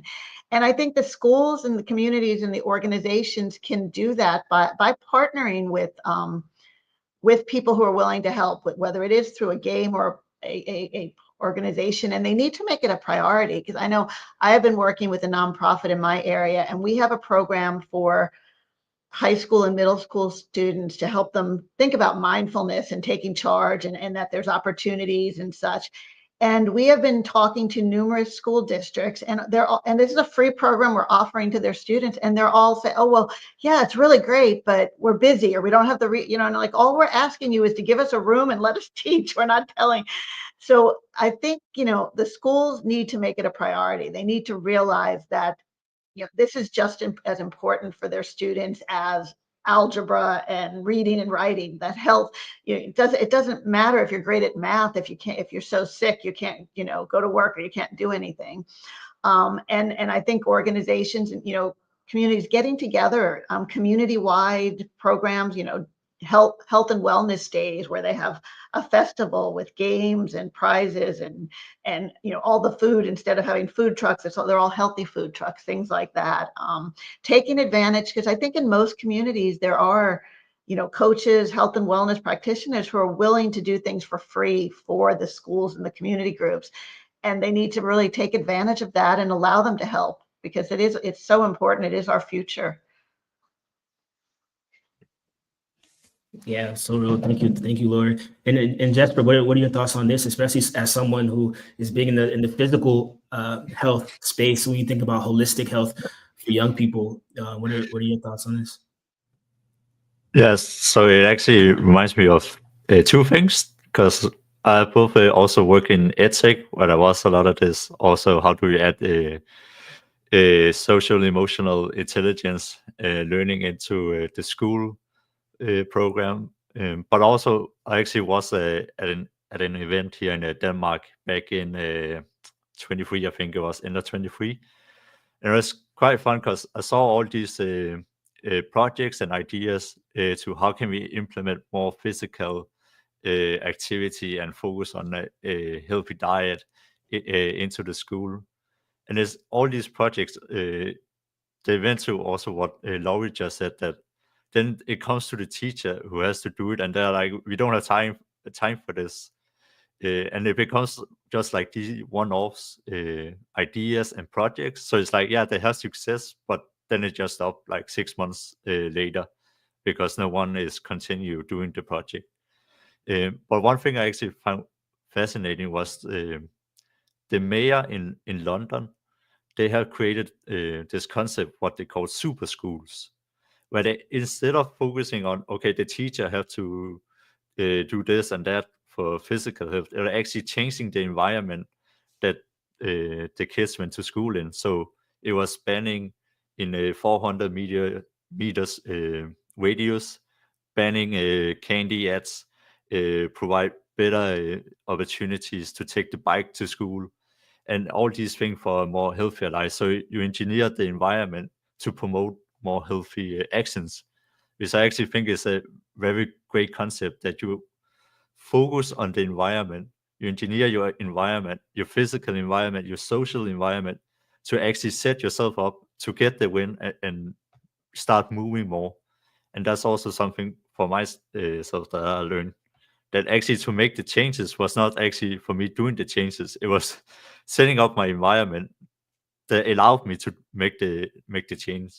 So a classic example is that if you want to start running, you don't put your running shoes in the back of the closet, you put them right in front of you. Why? When you wake up, so you more or less stumble over them. And that will kind of help you start running, because it's more available and you start seeing it. So I think this is probably one of the more important points, is how more can we change the environment that the kids are in, like how can we change the school environment and so on. And for example, I can remember from when I was in school, there was one point in time for every class, they took our phones away. So when the class started, you didn't have your phone. So you couldn't sit there and type underneath and look away. I also been coaching in Counter-Strike in video games. And there we actually, despite actually you sit on the computer, we actually removed the phone, added in some physical activity as part of it. So I think there's many ways in the ways you can change the environment that actually provides these opportunities. For sure. Yeah, let's dive deeper into that, because as young people, you may have limited control over your environment. But if that's the case, how can you intentionally create an environment for yourself that is conducive for your well-being or your health as a young person? What do you all think about that? Yeah, go ahead, Thomas. One thing, and I may have missed it. I'm sure we all agree on this. I think a big part of this, especially to help involve them in it, I think youth have to be a part of these planning processes. We cannot, there's so much good that can happen with a group of adults getting together and trying to plan. But if we don't involve youth voices, we are taking a massive part of authority in someone's life away from them. And I know it can be hard, especially like we all have bad days. We all have bad months where we're not doing well, and people may seek our input less. But I find one of the big issues in today's day and world is so much youth are just silenced. They're told not to give impact, they're told not to give input. So many people are told exactly what they need, but they're not really asked to how they want that to be. And so I think when we're thinking about holistic health, and I know there are so many amazing programs out there right now that are doing exactly that. They're taking in feedback. They're creating community leaders in the youth community to help get ideas, gather all of these things. And I think that is a starting point in a big way. We have to have these conversations in a respectful manner with the youth. And yes, unfortunately, there may be some suggestions that may not be conducive or helpful. And then the other thing I think is really important is honoring youth. Like I know I myself run classes every day where I work with teenagers and young kiddos. And yes, the energy is different. Yes, the mindset is different. But I found there is this really provocative, really beautiful thing that happens when youth feel truly supported and also ultimately respected. I find and I'm not the parent. I don't get to see the rougher days or the harder moments or the arguments or the frustrations or all that all the time. But when you feel genuinely supported, I find they tend to be a lot more respectful to the idea of these inputs, these ideas, these pathways. And I think I don't want to keep talking because I know there's another question going on there. But I really want to emphasize, as hard as it may be on some days, we have to involve youth. We have to involve them in the programs and the creativity and the idea that their voice matters, because they are going to be leading this world someday. They are going to be moving forward. They are going to be establishing new mindsets, new practices, and setting up these opportunities now is going to create that success for another generation's opinion of what mental health should be. 100%. Yeah, you're 100% right. We do have to involve the youth. And I believe that was part of the heart of the GatherVerse team behind putting this summit together, is really identifying that we do need to support our youth. We need to give our youth a voice, and encourage, but also listen, right? Because we all have our own perspectives on the world and on the youth, but hearing different voices and stories is super important. And there's a question, and I want to dive deeper into the question of how we can support. Here's the question: how can we better support young people with wellness needs and leading fulfilling lives? Anyone can take a shot. Let's go, Lynn. I'm going to say one specific thing because it's something that I have integrated in my classes is the 4 agreements, which is to do your best, be impeccable with your word, don't take it personally is so important, and don't make assumptions. So I don't know if anyone's familiar with the 4 agreements. It's a wonderful book, and it's just a way to live based on ancient Toltec wisdom. And it's broken down so simply that any kid can understand it. And so I'm constantly calling my girls out if they say something and they're joking and was that impeccable? Did you take that personally? So it's teaching them ways of being and ways of thinking, not what to do.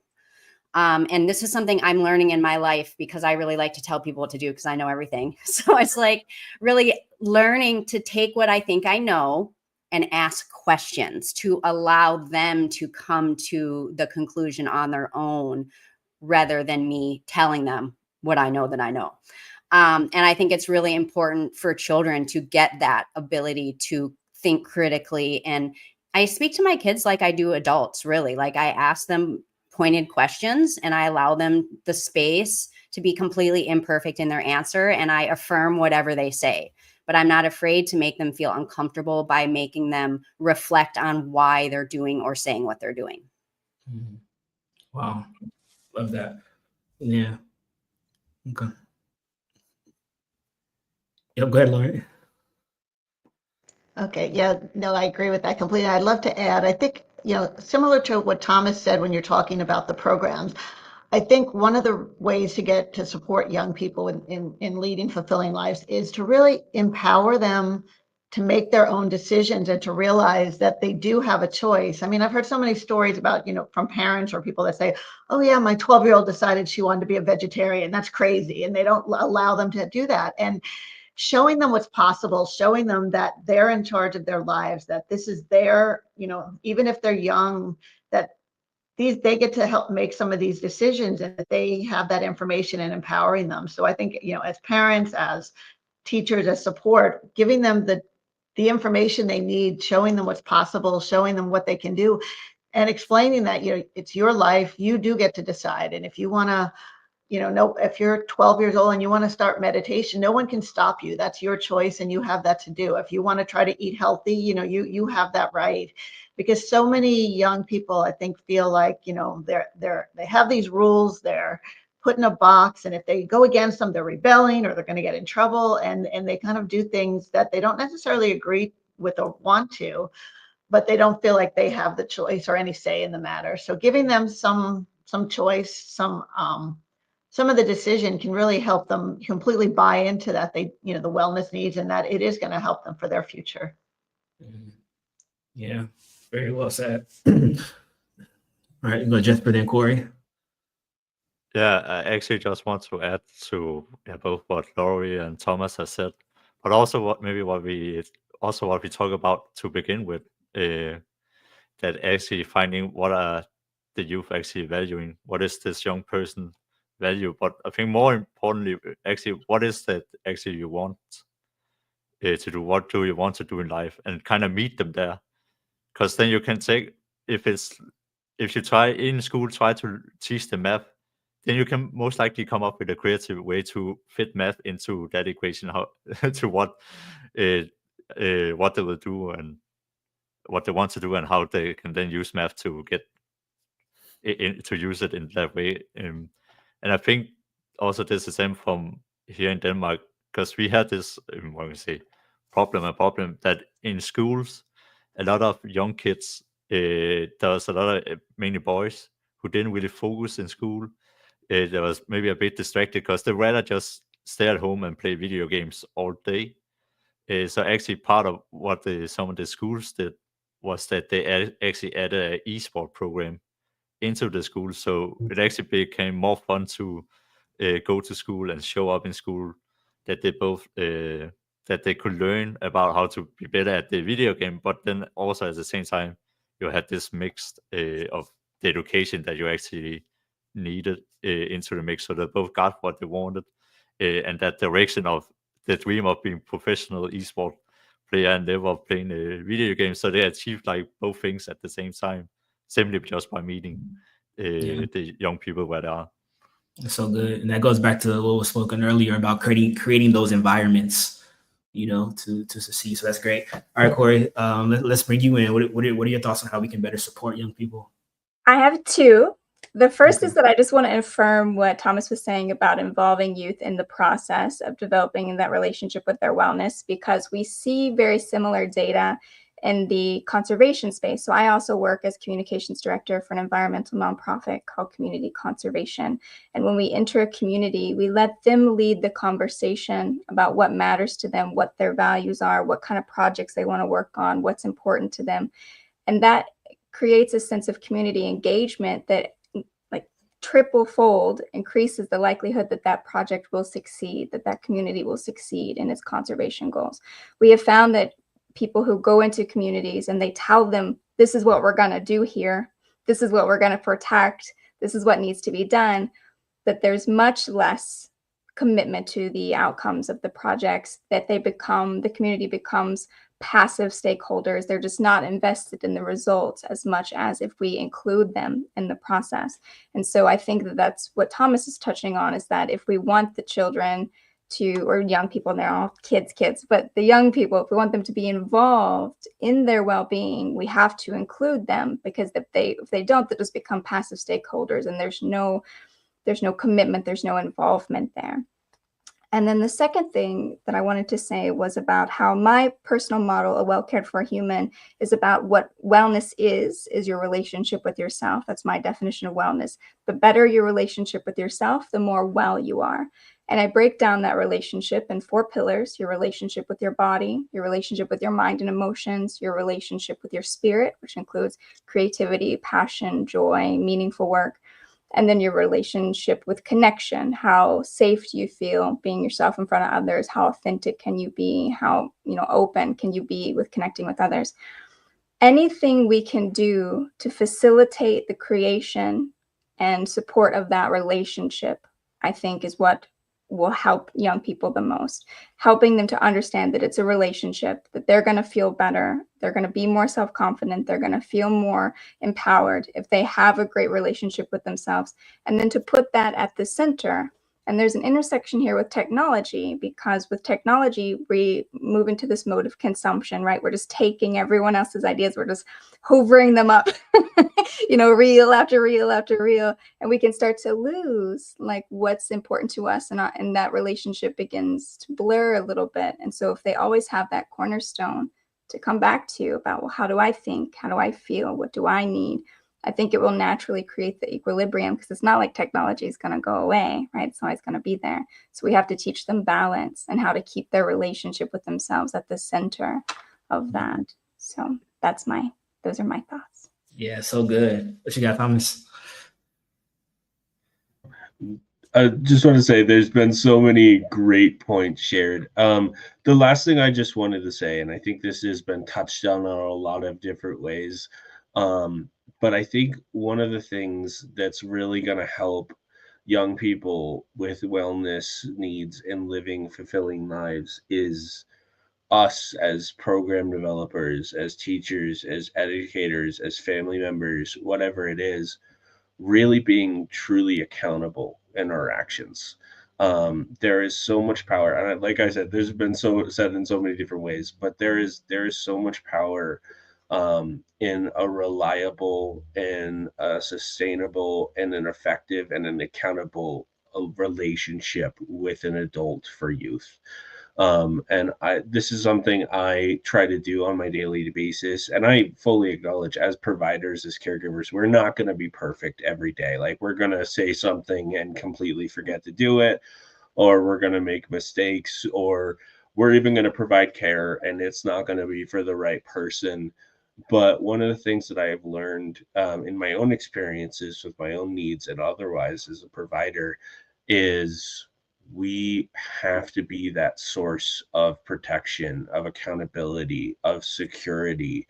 And really, we can in ourselves be an example of what being imperfect is, while still being kind and considerate and respectful to youth.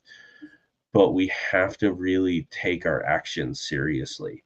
I've learned one of the biggest things that will impact a youth's life is the idea that someone they can trust, they can't.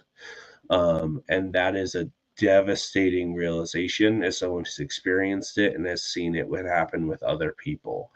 And yes, we can seek forgiveness, but I've learned once trust is gone, that lack of trust can really impact someone for a significant part of their life.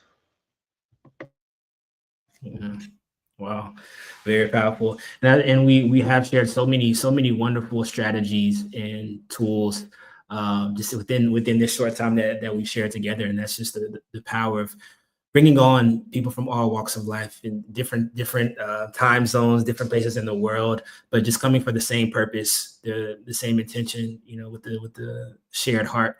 is super powerful. So it's my hope and desire that we're really able to spread these frequencies throughout everyone watching this and listening to this now or in the future. And we still have a few more questions to get to, so let's continue to just add to the ways we've been creating so far. And we talked about how important it is for the action steps to be implemented. But I'm curious about more strategies that we can possibly share with others on combating the growing prevalence of mental breakdown among the younger generation. I've saved a few stats throughout the conversation, but this is a very at-risk generation because of numerous reasons.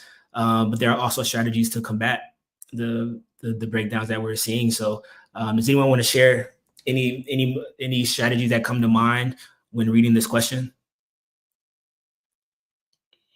Okay. I'm going to piggyback on what people have been saying about values, because that's something I've actually dove deep into in my life.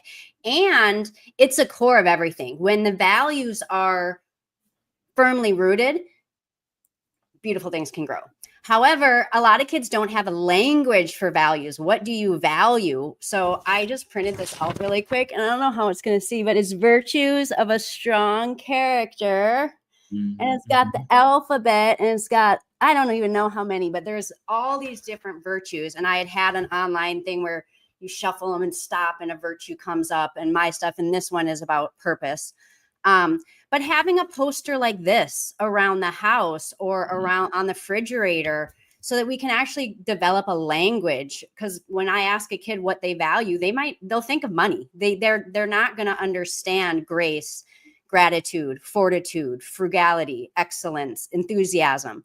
So creating a language, creating a discussion around these things will get to the root of the problem, so that when we're on the verge, well, hopefully we don't get to mental breakdowns, right? Because then along the way, we're chipping along.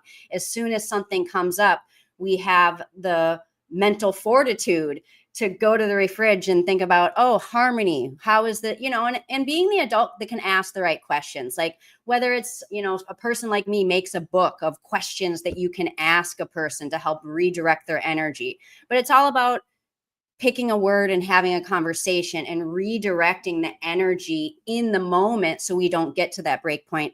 And I just want to add, because I was a person that when I was young, I was told, don't cry, or I'll give you something to cry about. So I would hold stuff in, hold it in, hold it in, hold it in. And then something would happen, like I would lose a notebook, or there was a vacation coming up, and I would just have a complete meltdown. And for me, it wasn't usually like at a person, but just like tears, because I would just hold all of this stuff in. And in our day, I think it was easier. It was just like a tantrum. Whereas kids now that are having mental breakdowns, there's much more serious consequences, right? The suicides, the shootings, and everything else in between. So I think what people are alluding to, this idea of values and getting at the root problem early and making it a consistent. So repetition is the mother of all skills. These aren't conversations that we have once a week or seasonally. Like these, we make this type of value part of the daily conversations, whether it's in the classroom or at home. And then it also starts with adults too, like having little deeper conversations as adults too, so that we get comfortable having these conversations. But I find it's actually easier to have deeper conversations with children, because I don't know, I find it easier because I can bring in my inner child, and they're not as judgy, because they're not like overthinking what I'm saying. They're just receiving it. I don't know if that makes sense, but practicing with children can be a really good way to learning how to communicate with adults too. Yeah, it makes perfect sense. Thank you for sharing. I think communication is going to solve all of our problems, whether it's mental breakdown or anything, right? Yeah. Having the language is so important. And I think it plays into what you said about holding it in, because sometimes you hold it in just because you can't describe it. You don't know how. So yeah, thank you for sharing that. I know, Corey, you raised your hand earlier. You want to chime in as well? Sure. So when I think of strategy, I think about clarity and tools as trying to achieve something in particular. So if I was on the verge of a mental breakdown, not that I've ever been there myself personally, but if I had, one of the things that helped me a lot when I was growing up was just kind of understanding what was happening, like what was going on with me. The unknown factor, I think, can increase the fear and increase the reaction. aspect of it, which we don't want. So going back to having that great relationship with yourself, this is the mind and emotions pillar, mental breakdown. That's the mind and emotions. And so to build a great relationship with your mind and emotions, you build a friendliness toward them. And how do you do that? Is you get to know yourself, getting to know your values. You get to know how you react to things. So there's a certain level of self-awareness that's developed.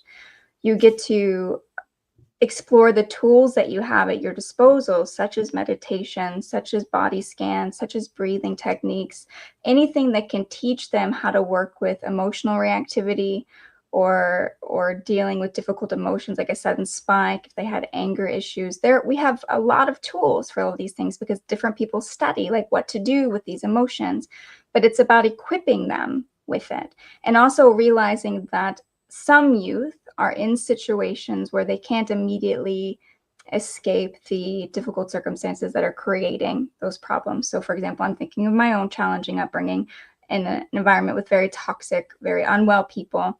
I couldn't remove myself from the situation as a young child, right? So that requires a different level of support and action. But if the child understands, this is not your fault, this is not you, like this is not your problem, but let's see what we can do to support you. Can we get you out of the environment? Can we get you additional support? Just being aware that the objective is for them to have a great relationship and not see it as, oh my gosh, I'm such an unstable person. I have these breakdowns. I'm not okay. But it's like, this is just the product of my difficult circumstances. So that friendliness, I think, would be my greatest strategy. Like if you're going to advocate for one thing, have friendliness towards your mind and emotions, because as long as you're not treating them like a problem that you need to like lasso and harness and like, drag to the ground, it's so much easier to work with yourself and to use these tools that we already have for the youth and for ourselves. I'm going to keep myself in this call. Me too, for me and my mental breakdowns. 100%. Thank you for sharing that, Corey. Mhm. Thomas.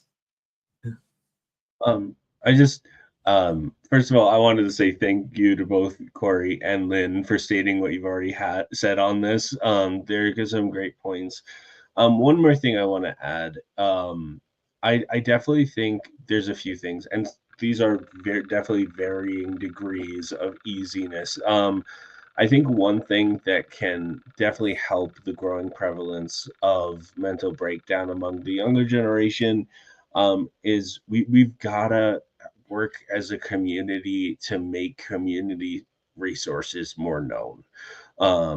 There is so much out there that can help, that can eventually help families, but there are so many families, especially with young kiddos, who just don't have the knowledge of what's out there, of who to seek, how to seek it, or if they do, they have a real difficulty accessing it, or there's paperwork, or all of those things. And I think that's part of where really strong community programs, places where kids can go, youth can go, and feel respected and acknowledged are so big. And I think that as a community, we can do better about making those known. But in that as well, I think, I want to preface really quickly. I want to say it's so hard to get resources to families sometimes, especially as it seems so often to be built against it. And just saying getting things out there is a lot more complex than it's so much easier to say than it is to actually do from time to time. But I want to reiterate something I said, but also kind of emphasize something that other people have said, where if we are running programs or we are providing supports to families, and I think this is something to combat, I believe, the actual act of those emotions, those stresses when they're actually happening, is it's so important for us as providers or caregivers, or if we're at a day program, wherever we are, to remember to stay calm and to act with empathy when these situations arise. I have worked with a lot of youth who, unfortunately, like I said before, have been shamed for their emotions, or even just don't know how to communicate some of their needs, because emotions are an intense thing, especially when we're younger and we're learning how to navigate the world and access our friends, access our expressions. And I think that's why it's so vital to just act with empathy towards youth, to listen, to genuinely listen, and to actively apply forgiveness. No one's perfect. No one's their best self at 16 or 8 or 12 or 3. We're learning to be that. And so I think when there is a crisis or as there is a stress, one of the best things that we can do to help in those moments is provide a gentle guiding hand, the ability to forgive and to have conversations with those people genuinely, that they are not the sum of their emotions, they're not the sum of their stress or their worry or their pain, and that there are ways that we can work together going forward. Wow. Beautifully said, Thomas. Thank you for that. And we have about 4 minutes left. And so I want to ask one last question. It'd be a kind of a fun question. It's not on the PDF, but here it is. So I want to go around and ask everyone, if you had a magic wand and you could implement one policy change tomorrow for youth mental health, what would that be and why? Really quickly. Who wants to start? Let's go with Corey. Okay. I would change the policy that youth well-being got as much funding as the United States military. like big budgets. Like we'd have big budgets and we cared as much about it as we do like national security. Wow, powerful. Think about how much we would get done if people were that invested in the well-being of youth, and how much better our country would be as a result, for sure. That's real. Love that. Very real. All right, next. I think Lynn, raise your hand next. All right, this is just what came instantly, so forgive me. Yeah. So you know how when you're 16 you can drive, when you're 18 you can vote. No social media until you're 13.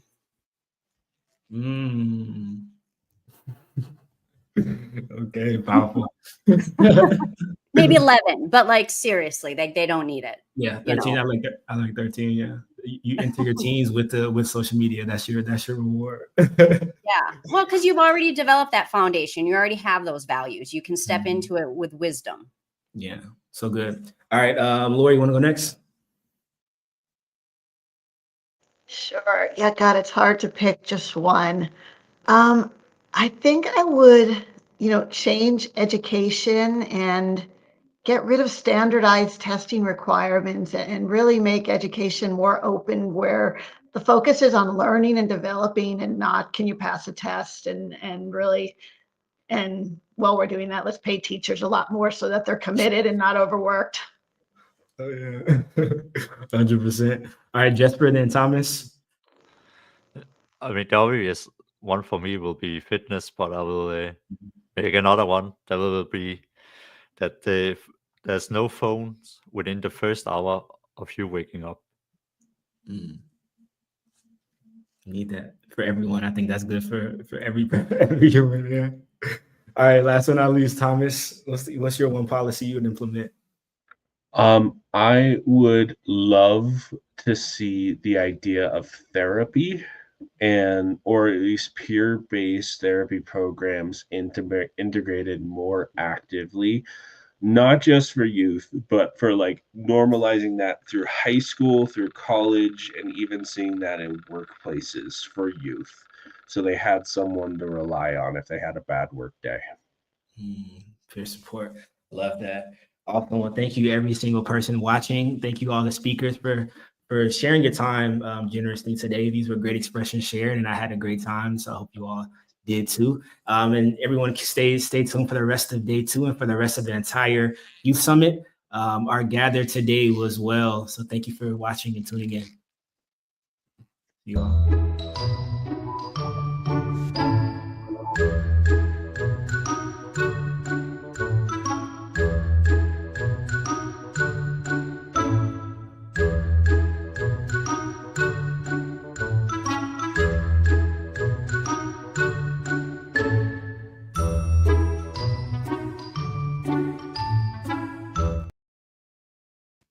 Hello, everyone. My name is Mei Ling, and I'm a career mobility coach. Thank you for inviting me to GatherVerse. Youth Summit. I'm honored to be here. Now, today my topic is From Confusion to Clarity, Design a Career that Excites You. So how do you find a path that excites you, and how do you have that conversation with the adults? So I'm here to show you 3 ways. Number one is I want to tell you, point number one, clarity does not come from answers. It comes from experimentation and exploration. So the first thing that you want to do is to be able to explore. So I'm going to introduce to you the 3E exploration loop. Number one is expose. So expose yourself to different kinds of working environments and life. Now, I'm not asking you to go out and get a job at McDonald's or, becoming a delivery person. That's not the kind of exposure I'm talking about. I'm asking you to maybe think about what you like to do. For example, if you like to be an animator, you might want to follow animators, creators in that particular industries and see what are some of the things that they talk about. And you might also want to see if you could visit career fairs, talk to adults who are in that particular industry already, and understand a little bit about what the path is like, what kind of degree you might need. Number two, experiment. Try doing a mini course, taking up a part-time job, maybe internship, just for a few months, a few hours, or even a few days. If it's possible, if you could find someone that you can shadow for a day, that will allow you to have the insights that you need to make that kind of decision, whether this is a path that you would like to explore further. The third E is evaluate. After you've tried something, ask yourself, is this something that energizes me? Is this something that I want to do long term? Now, you can perhaps during the evaluation, consider that you might want to acquire the skills. And once you've acquired the skills, you might want to use the same skills in other areas. That's perfectly fine. The main thing is don't lock yourself into a particular path. The first thing you want to do is to gain some clarity, is to experiment and explore. So the second point that I would like to share with you is involve the adults that are in your lives to be co-explorers and co-collaborators. Now, these adults could be your parents, could be your older sister, your older siblings, could be your teachers, could be someone that you've worked with, or could even be relatives that you respect. Now, engage with them in conversations, because all these adults are probably working at some point. Start with curiosity and ask them, questions like, for example, what is their journey like? How did they go from being young like you to where they are? You might be surprised at some of the insights that they share about their career paths. Now, as they have this conversation, they might also be triggered to understand you a little bit more and not push you down a certain particular path. Next is, when you start this conversation, start it with curiosity. So sometimes you might want to share with them that you are interested in exploring a certain path and you would like to show them what that world is. Okay, so that might allow them to come from a not as aggressive stance that you must follow a particular path. The other thing that you can also do is show them your process. For example, that you are asking people, you're talking to people, you are, reading up about the particular industry that you are trying to get at. The adults will respect your efforts. Now, what these 3 things do for you is, even if the adults do not agree with you on your path of choice, they will have mutual respect through these open dialogues that you're having. Now, the third point that I want to share with you very quickly is to help you design a career that excites you and not to impress others. So when you're looking at a career that is, finding a path that excites and energizes you, you want to understand for yourself, what is it about this work that, help you to relate to others. For example, are you interested in the particular topic? And when you're doing it, does that energize you? Do you have the skill sets that you want to grow? So these are the 3 things that will help you get along the path and help you to experiment to help you to explore, and you can navigate along the path as you go along the way. So when you think about designing your career, you want to first build it up as a draft, all right? Like sketching, draft it out, try it out, experiment, and then update it as you go along. So try these three things, and before you finally get to the clarity part.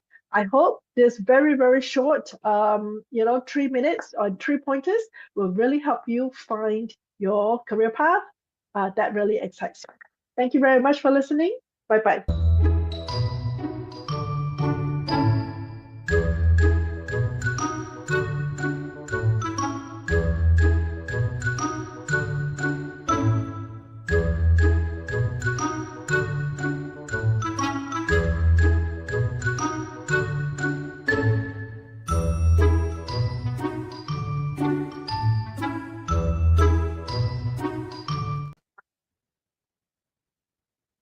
Hi everyone, I'm Leena Joshi, and I want to take you back for a second to when I was in elementary school in New Delhi, where the air was so thick with pollution, it felt like breathing through a plastic bag.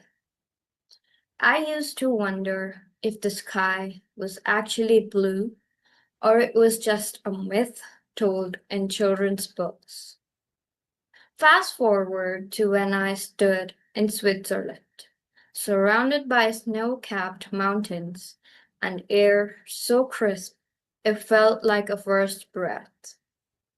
The contrast, that moment, flipped a switch in me. It made me realize a healthy environment is a right. And Gen Z, we're the generation refusing to forget that. We've been called the digital generation, the woke generation, but we are something far more powerful, the conscious generation. We're the ones who live at the intersection of climate anxiety and climate action. We grew up scrolling through wildfires in Australia, melting glaciers, and social justice uprisings, all before breakfast. But we didn't let that break us. We let it build us. We're reimagining what leadership looks like. It's about community, courage, and co-creation. We're creating nonprofits from dorm rooms. We're protesting pipelines on lunch breaks. We're using technology to reduce emissions and poetry to inspire change. We're redefining influence, not just through likes and follows, but through impact, through showing up, through building a planet that feels like home for everyone. I founded Climate Conservancy because I wanted to make climate education more accessible. I've seen 12 years old from fishing communities in Florida become conservation educators. I've seen art become activism in our artsy events, where a single brushstroke tells the story of a dying coral reef. Gen Z is doing this everywhere, from classrooms to climate negotiations. We're not waiting for change. We are the change. And when we say we want equity, we mean it. Climate justice, gender justice, indigenous rights, mental health. Sustainability is not just one fight. It's all of them, intertwined together. So to every policymaker, every corporate leader, every person who says, we're just kids, watch us. We're the generation that turns breakdowns into breakthroughs, that turns burnout into boldness, that turns hashtags into history. Gen Z is not shaping the planet's future. We are rewilding it, rewriting it, reclaiming it. And we're doing it not because we have all the answers, but because we've seen what happens when people stop asking the right questions. Here's one. What kind of ancestor do you want to be? Because we, the Gen Z, already have our answer. Thank you.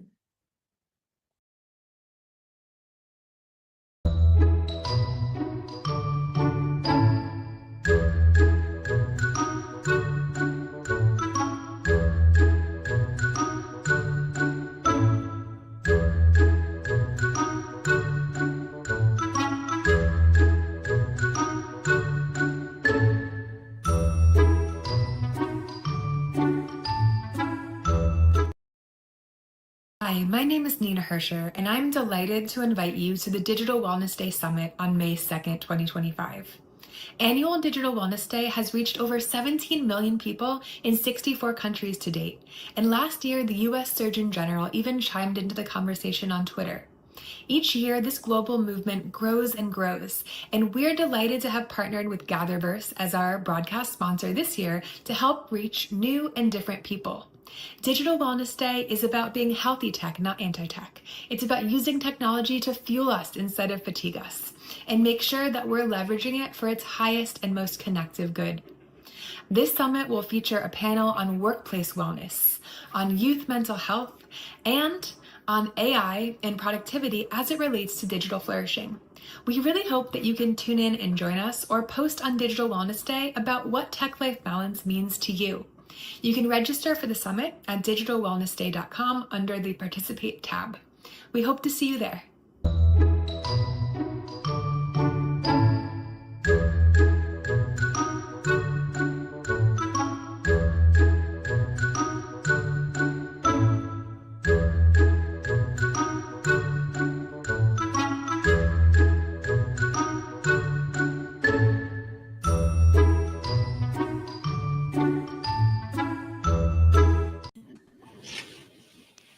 Hello and welcome to GatherVerse Youth Summit Day 2.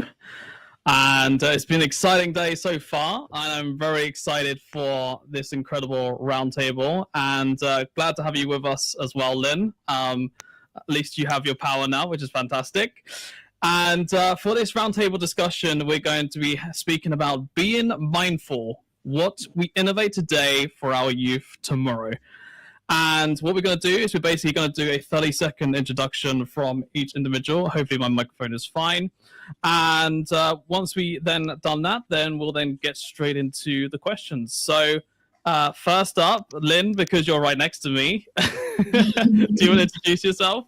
Yes, sure. Thank you, Russell. So my name is Lynn, Guitar Communications Director for GatherVerse. Initially, I was to be the moderator, but due to technical hinges, I'm going to hand it over to you, Russell. I'm happy to be on this panel. Thank you. I appreciate it, Lynn, and at least you're with us. That's the main thing. Yes. Now, Sophia, over to you. A quick 30-second introduction from yourself, and yeah, tell us all who you are.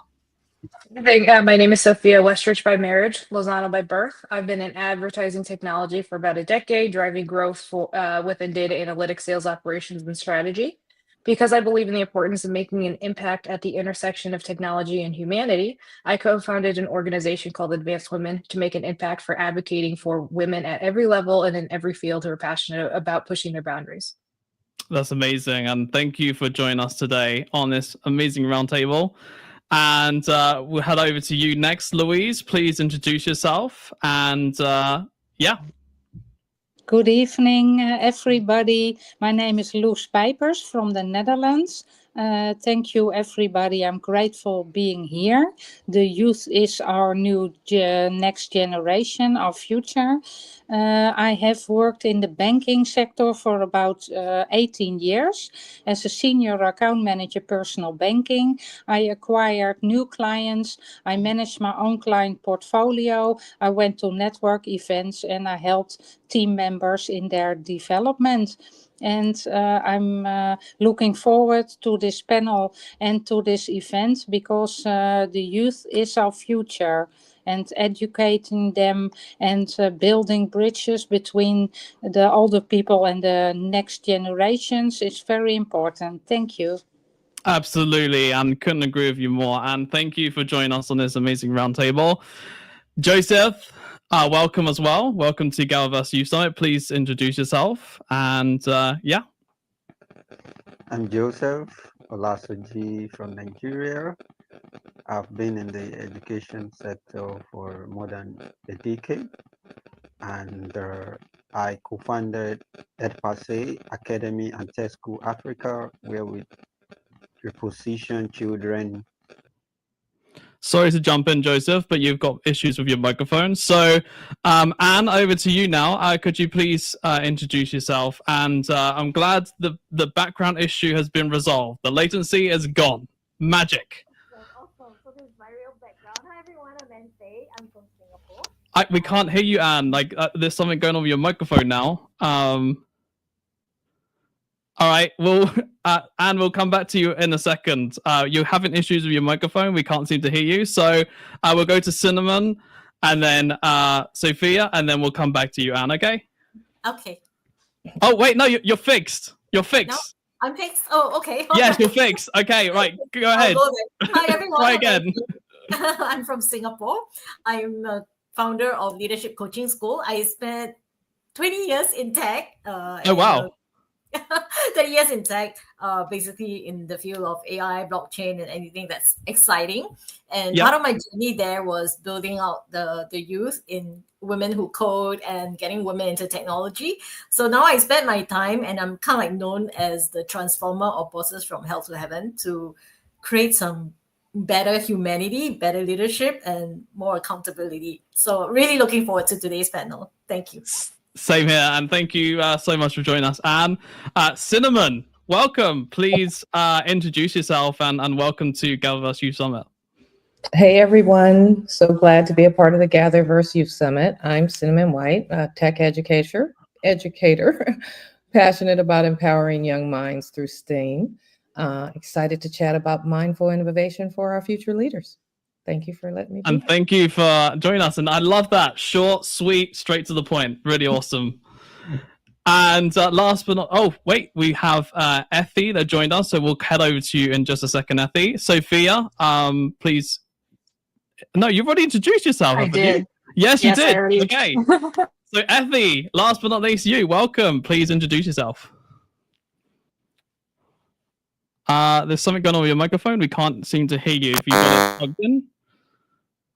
Okay, we're having lots of microphone issues today. So, do you want to try again, Effie? See if it works. Okay, I think you might need to plug your microphone back in. Okay, we'll head over to you in a second, Effie. Can you hear me now? Yes. Hello everyone, my name is Efionan. I'm from a product design background, and I'm also the founder of Kilele Health Bracelet, where we use technology to solve the problem of lack of access to healthcare. I've also advocated for the youth, and I've served as a consultant on many youth-focused events, and I look forward to contributing to today's summit. Thank you very much for joining us, Effie. And your microphone was a little bit low. If you could maybe try again with your headphones, that might help. Okay, we'll get into some questions and then we'll finish up some introductions in a second. So we'll get in straight into the first question, which is, in what ways can innovation today be driven by values that prioritize the well-being of future generations? So, Anne, we'll throw this one onto you because you're seem very eager and ready to go. So we'll bring you on this and then over to you after as well, Cinnamon. Awesome. So what I found is, having worked in the tech industry, that most companies focus on speed, market domination, and that often is at the expense of human welfare and impact. So I think for innovation today to really prioritize well-being, we need to ask, how are we serving the next generation in the next 5 years or the next 10 years? What will it do to uplift the generations? So in Singapore, for example, we do have an AI ethics and governance framework that governs some of these innovation. So I think besides government, corporate leadership should also advocate for ethics by design, and to ensure that we have advisory councils with youth on board so that we can hear the voices of the youth and co-create with them. Okay, that's interesting. Cinnamon, what is your thoughts on this? Do you agree with what Anne was saying, or please share your views? Most definitely, I agree that we should definitely hear the voice of the youth. I think that when we're talking about innovation, we should also be talking about the equity and the sustainability and the well-being of it as a whole. So if you're looking at not what our driving values are, let's look at closing that digital divide, especially in our communities, our underserved communities, by continuing the education pathway into any innovation whatsoever, and staying equitable in that area. Yeah, I completely agree with you. And I think obviously with AI, I think that's allowing a lot more youngsters to get involved in terms of, kind of like through educating themselves and being able to get involved a lot more with everything that's going on. Obviously, there's always benefits and minuses, of course, to any sort of technology. But, I definitely think AI could potentially, either be used for good or for bad, right? So what are your thoughts on that, Cinnamon? Well, when you just kind of threw AI in there at me, which is a whole different topic of tech, but we love it, we embrace it. And once again, I get on the bandwagon as an educator that the technology is there, or it's here, and educating the masses is critical. Educating our youth is priority. As we've seen in the statistical readouts that our AI job increase is going to increase by a little over 10% in just five years alone. So we're looking at getting our youth prepared for this job force that is evolving currently right around the technology industry, and specifically AI. So not only giving them accessibility and not only giving them exposure, but taking action, getting out there and putting your hands to the grind, if you will, and training these youth, teaching these youth, and providing them with the certifications that are needed to get these positions at our FANG companies. So that's kind of what's just sorry, just to jump in again, but like what sort of values do you think that can be prioritized? Like, as in, do you think there's certain values that AI could potentially teach, or even the youth potentially teaching the AI those values potentially even? Well, there's a great deal of talk around ethics and responsibility in AI. We have several consortiums out there that are working on it. I think the main thing is to get involved to continue to shape what AI is now creating as an addition to our society, if you will. So I definitely ask that those that are interested to stay involved with the community organizations and the advocacy groups that are partnering with our larger organizations to continue to write these guidelines to keep the responsible, the ethics, the sustainability, the well-being within the creation of proper guidelines for developing technology, AI being one of them specifically. Sure, I completely agree with you 110% on that, and thank you for both sharing your points of view there. Which kind of brings me on to my next question, which is, what are we doing today that the next generation will either thank you for or wish we had done differently? So what you was just saying there, Cinnamon, about ethics and responsibility, etc., completely agree with that. I'm going to pass the microphone to someone else, Cinnamon. Okay. But but I definitely agree with 110% with what you're saying.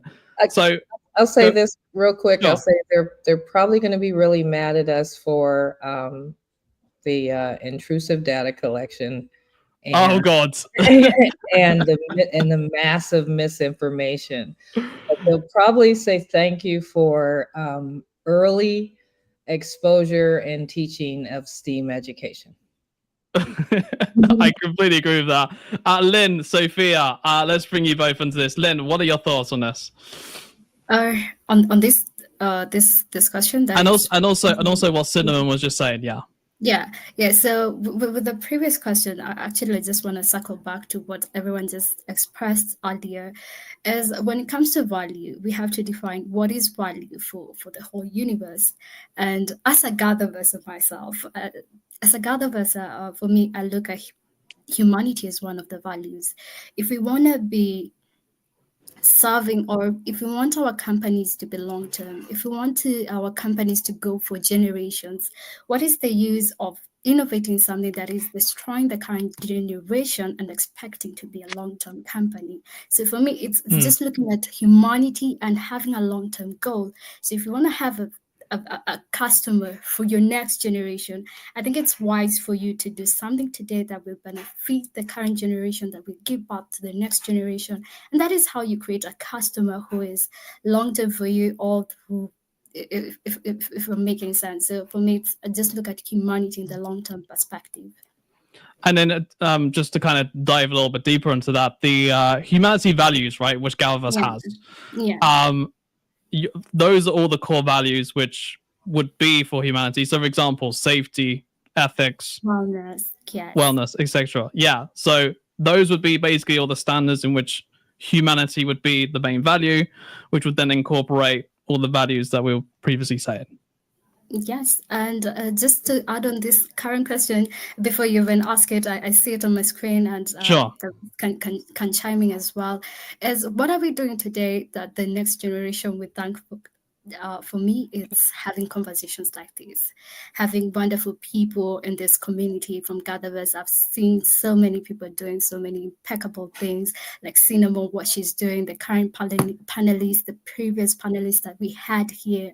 They're doing so many awesome, commendable things, and that is something our generation will thank us for. So for the other one, I'm not so sure. I'm looking forward to I was gonna say.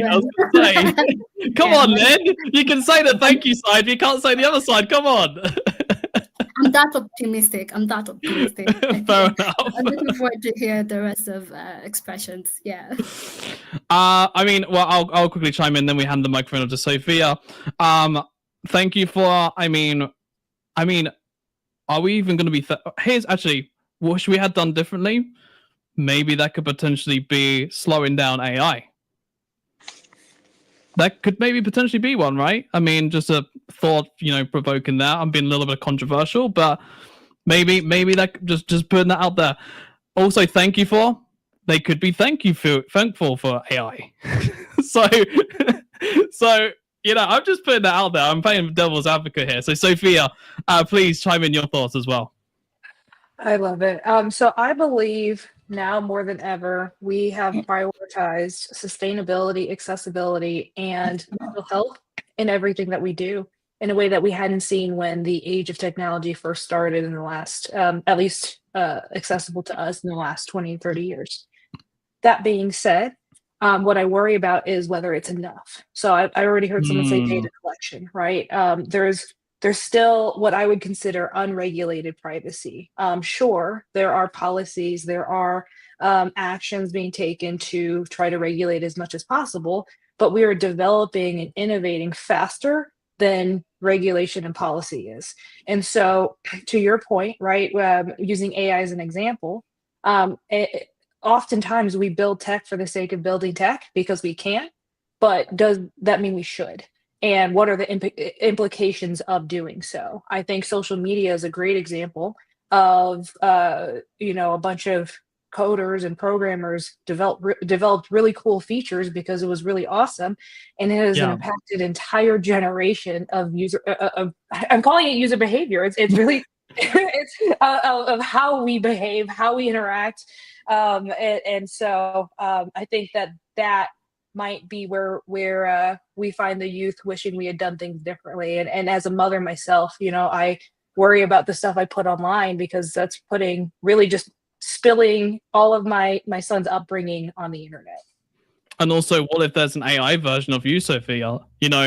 What if there's a deepfake version of you, or an AI influencer version of Sophia? You never know, or what is being done these days. So thank you for expressing and sharing that with us, Sophia. And I completely agree with you 110%. So let's talk about something else. What responsibility do creators, policymakers, and innovators have to foresee and prevent harmful consequences of new technologies before adoption by the youth? So we'll bring Lowe's, is it? Lowe's? Lowe's. We'll bring you in on this topic. Please share your thoughts. Thank you very much. I think creators and policymakers bear a moral duty to participate risks through rigorous impact assessments. This means stress testing technologies for bias, addiction, or mental health impacts before they reach young users. Innovators should consult diverse voice, especially youth, to identify blind spots.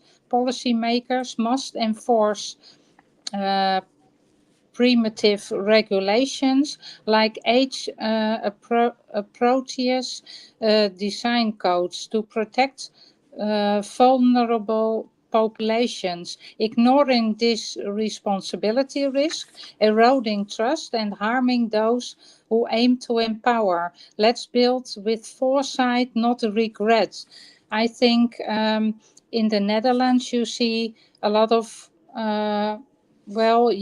youngsters be addicted to social media and isolate themselves.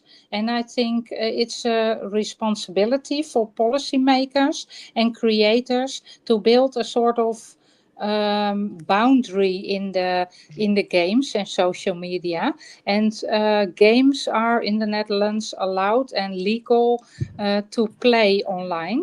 And you see that young people are a lot of social media and a lot in games and online, and they isolate themselves. So it's very important that policymakers and lawmakers implement something so youngsters are the next generation are less on social media and interact with each other. That's for technology, and AI is very important. It's the future to embrace that, but it's also important to socialize and interact with each other, having conversations. You see that not only on LinkedIn and with adults, but it's very important, the interaction between the next generations under each other, not isolating themselves, and are a lot on social media, and that's good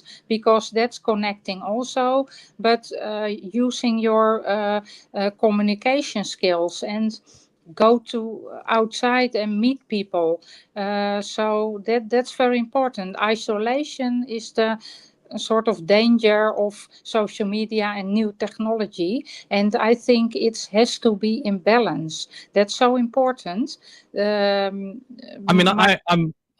just going to quickly jump in because I agree with what you're saying 110%, and that's why there's a thing these days where they call TikTok brain, right? Where basically people have attention span of like less than 30 seconds because they're constantly scrolling through the TikTok, right? And also, when we're talking about going outside, we're not regressing as in kind of going backwards. If anything, because innovation continues moving forwards, we're only going to get even more engrossed into the digital world, aka the glasses, which will come by 2030 and everything, and XR and VR and virtual reality, basically. That's kind of like where we're going. And I think, eventually people won't even have a choice to even go outside kind of thing, and without the glasses on or without like contact lenses or whatever it may be. Yeah.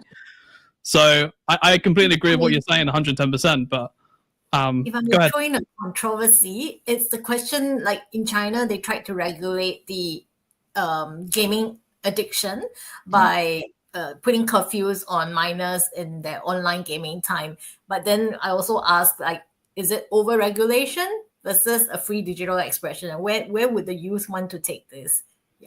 That's interesting. Yeah. That's an interesting perspective there. Honestly, I can't really speak on that, Anne, to be honest. But yeah, I mean, Effie, what is your thoughts on this? Let's bring you into this. You know, just share us what are your, through your lens, what are you seeing? You want to unmute your microphone? There we go. Yep. The responsibility that creators, policymakers, and innovators have is to make sure that the technology that the future generations have is useful and it's safe for everyone. You're very quiet again, Effie. Sorry to jump in, but I don't know can your you hear me microphone. now? That's better. Yeah. Whatever you did there, do that. Okay. So I've been a part of several task forces where our job was to create technology for youth or regulate technology for youth in the country. And one of the things that I've seen is that the youth are, most of the times they are not included in these conversations, and that can lead to creation of policies that don't necessarily affect them. So in order for policymakers, creators, innovators to create technology that is not harmful to youth, it's very important that we get their perspectives so that we know exactly what to address. I'm talking as a youth who's been in several youth-focused spaces where youth have not been involved. Thank you. No, that's an interesting point, and the youth do need to be involved with all the decisions and everything that is going on. And Cinnamon, I can see you nodding your head. Quickly, have your input, and then we'll jump to the next question. What are your thoughts, quickly? I was simply agreeing with everything she said. Nothing to add. You can run right ahead with the next. Amazing. So the next question is, how can we hold companies accountable to innovation, to innovation responsibly and ethically for the well-being of young users? I'm very interested to hear some more thoughts on this. So I'm going to fire this one at you, Lynn, because I can see that eager wanting to get involved. Yeah. Okay. Thank you so much for bringing me on this. So when it comes to companies, I normally advocate for even the people who are working for the companies themselves. Can you just begin with we don't have to have an outside party or a government or some other body coming to tell you how to innovate ethically. I understand there's a issue of profit. We want profit. We want big margins of profit. We want to do this. We want to beat our competitors. But at the same time, I think it's very, very important is we just come to the place of personal responsibility as companies. I believe most of us are entrepreneurs here, and we have executives and big managers here. So if we come just to the place of personal responsibilities as companies, for me, that works best. And even engaging the young people, as Effie just emphasized on the previous expression. So that's my take. Yeah, and I'll oh wait, Cinnamon, you want to jump in? I was just going to simply say, yes, I 100% agree as far as getting them to take the user well-being over a purely profit-driven metrics. That's something that has to be ingrained from the beginning. We're looking at things of magnitude as such as accountability and content and age-appropriate design. The list can go on. I know that personally that consumer advocacy groups and educational organizations play a vital role in raising awareness and demanding these ethical practices, continuing with the transparency in the algorithms, where the data usage is going. These are all items that I'm pretty sure, like the IEEE ethically aligned design principles, their guidelines are working on. But these are some of the things that are currently being addressed that continue to need to be addressed. And again, getting directly involved to demand these transparencies and these responsibilities and these ethical guidelines. I agree with you 110%. And, I think two things. Number one, they should add someone who has a community focus or more like human value focus, or have some sort of like officer inside the company themselves, right? Which focuses specifically on the youth side and the sort of the humanitarian aspect. And the second thing I'll add as well is, and this might be a different angle too, but also defending our youth as well, like as in if they're using it. So what I mean by that is from a verification aspect, is in verifying the model is, accountable and safe to use, and it doesn't have, for example, hallucinations, or, give you misinformation or deep fakes or whatever it may be. I think that could be potentially the other aspect too, where the youth could potentially defend themselves by using a tool, something like that, which they can use personally themselves. So I will add a kind of different angle to your lens, Cinnamon. No, but I think you're absolutely right. You're actually in the same wheelhouse, because it sort of simply aligns with one of the things that we currently do all the time, which is sort of incentivize. So if we think about something like incentivizing their ethical practices through public awareness of something of that nature, the gamification aspect, that can all be incorporated in holding everyone accountable in creating ethical and responsible technology. Exactly. I'll agree with all of it. So let's implement every single one and do it that way. Right, let's go on to the next question, which is how can we create sustainable business models that balance innovation with privacy and autonomy? So I want to bring Anne and Sophia into this, and then Effie and Lowe's, is it? I will head over to you very shortly on the next question. So Sophia, do you want to kick us off on this question? Yes. So I think that somebody earlier had said something about exploitation, and I just want to echo that sentiment. So business models in general, and this kind of ties back to the prior question, they should reward trust and not exploitation. So yeah, right, centering around like user agency and like, yeah, absolutely. So it's just like, that's how you build loyalty within the communities. In such a way that you, right now, companies treat users, I keep calling people users. Companies treat people like data points. These users down there. These users, you can tell I work in tech. But that's exactly the point. Companies treat people as data points, and it's very objective, and the business decisions get made based on profit. I think Cinnamon said that as well. And so it's just like creating a sustainable business model includes the intangible or the more subjective features about the data that brings humanity back into the discussion. Let me ask you another question quickly whilst you're here, Sophia. Do you think potentially something like blockchain technology could help in terms of the privacy and autonomy side with a sustainable business model? Just a quick side question, which is not obviously on the list, but it's something that I thought about. How do you think blockchain technology could help with that? Is it because it's like the decentralization of data itself? Yeah.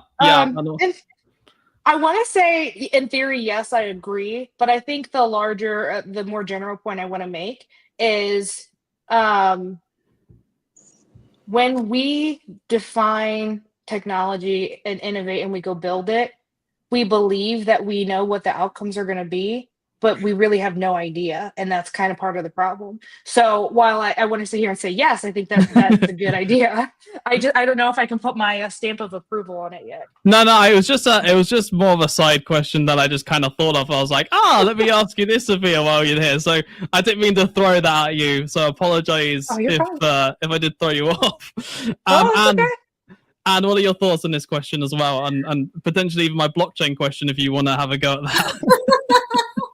Well, I think blockchain, I mean, in some of its form, has already created a lot of automation and users of blockchain do a lot of privacy and automation. And I think that's the advantage. But to kind of like roll out the blockchain would require a huge, massive industry-wide effort. So I think that's kind of like the ideal is there. Practically, it takes a lot more to get it done. But on the sustainable business model part, I think that whole focus on the stock market and PE ratio, profitability, and business does drive businesses to do certain practices. So for us to get a really sustainable model based on values, like Lynn said, what are values? Like urban living, privacy, better mental health and well-being versus tech addiction and so on. I think beyond the policies and law, because I think the regulators are always one step behind the innovation, is to really help get ahead of the cycle. So I find that like ethics and all this it should be a culture, not a compliance and audit and fact check. But if it becomes part of the culture, how do we build it into the leadership? How do we build it from the product design into the rollout to testing? So when it becomes a culture, then that becomes a lot more sustainable. So I think some of the steps inside the control and regulation is how do we get the voices from the ground where youth and youth advocates can come in and share their point of view. And these design become like the advisory teams to the management team. So then we start to evolve. Also starting from the education system. So as people grow up and as we teach people about technology, they become coders, getting them involved with tech fest and all that. This opens up everyone's mind and heart to want to make a difference. Yeah, no, I love that. I think it's basically you're creating an entire ecosystem there, which I think is absolutely fantastic idea. And I think also when Cinnamon was saying about rewarding. I think that is a fantastic idea too, which you could add to that as well. And also when Sophia was saying about trust, I love that, by the way. Like, that's why, verification goes very closely with trust, right? Because you can verify the trust, so to speak. Go ahead, Anne. Yeah, so that trust is essential, and it also builds into the whole innovation and creativity. So restriction, that's why I asked that very controversial question. Are we over-regulating or are we allowing for creative development? Because there needs to be a balance of both. Because if we over-regulate, then that creativity will be stifled as well. And we're in an age where creativity is everything and tech is moving so fast. We just got to flow with it. The question is, can we flow well? Absolutely. No. Yeah. I mean, well, the thing is, can we even flow with the innovation? I mean, that's a completely different question, right? Like trying to keep up with it, like you're saying. So I mean, Louise and Effie, will bring you both into this next question, and Joseph, welcome as well. The question is, how do we protect the young from surveillance or data manipulation by technology platforms? So, Effie, I would be very interested to hear your thoughts, and then we go over to you next, Louise. From my perspective as an innovator, I'd say that we need to implement safety features that don't involve data manipulation for the young from the start, from the get-go. We are designing a platform, and we need to put these things into account from the get-go, from when we are doing the research before we actually build the system. The second thing is that as people in policy, we need to implement policies that make sure that these surveillance and data manipulation is something that is illegal. So based on that, companies will be able to to know, the way Meta or TikTok are really big companies. With or without the country, they'll be able to make profits. But we need to make sure that if they will be providing their services in our country, then all forms of surveillance or data manipulation will be unavailable. We also have to make sure that for platforms that are focused on content, you're talking YouTube, Facebook, Twitter, they can have a section for kids that's purely for kids, so that it's safe for everyone, regardless of their age. And something else that we can do is by having versions of the platforms also that are can be sensitized, so as to avoid surveillance and data manipulation. We can also I think those are my No, thoughts. that's a lot of great points there, and I mean, even potentially just adding a simple function, where you can opt in, opt out, so to speak. I mean, even just something simple as that would be a great idea. And like you're saying as well, having specific kids section, I think that's a fantastic idea too. Will that happen? Who knows? But I mean, it could potentially happen. So I agree with your points. And Louise, let's head over to you now. What are your thoughts on how do we protect the young from surveillance or data manipulation by technology platforms? Well, protection requires a multi-layered approach. First, enforce strict data minimalization laws, ensuring platforms collect only what's necessary. Second, mandate transparency algorithms so youth understand content is curated. And tech digital literacy, early equipment, kids to spot manipulation. Tools like privacy-focused browsers or encrypted apps empowers users to reclaim control. It's very important. We now have do a lot with AI and new technology, and cybersecurity and protect our data is so important. We hear a lot in the Netherlands that some companies are attacked by some data is stolen and everything is on the street then. So a lot of companies are not investing that much in cybersecurity. And to protect our youth and our data is very important because we do a lot of social media, in our contacts, in our telephones, passwords, everything. A lot is in telephone and laptops, and it's so important. Some people doing less on cybersecurity and protect data, and that's very important also for the youth. And algorithms, sometimes you even don't know what data is stored by apps or internet sites who we visit.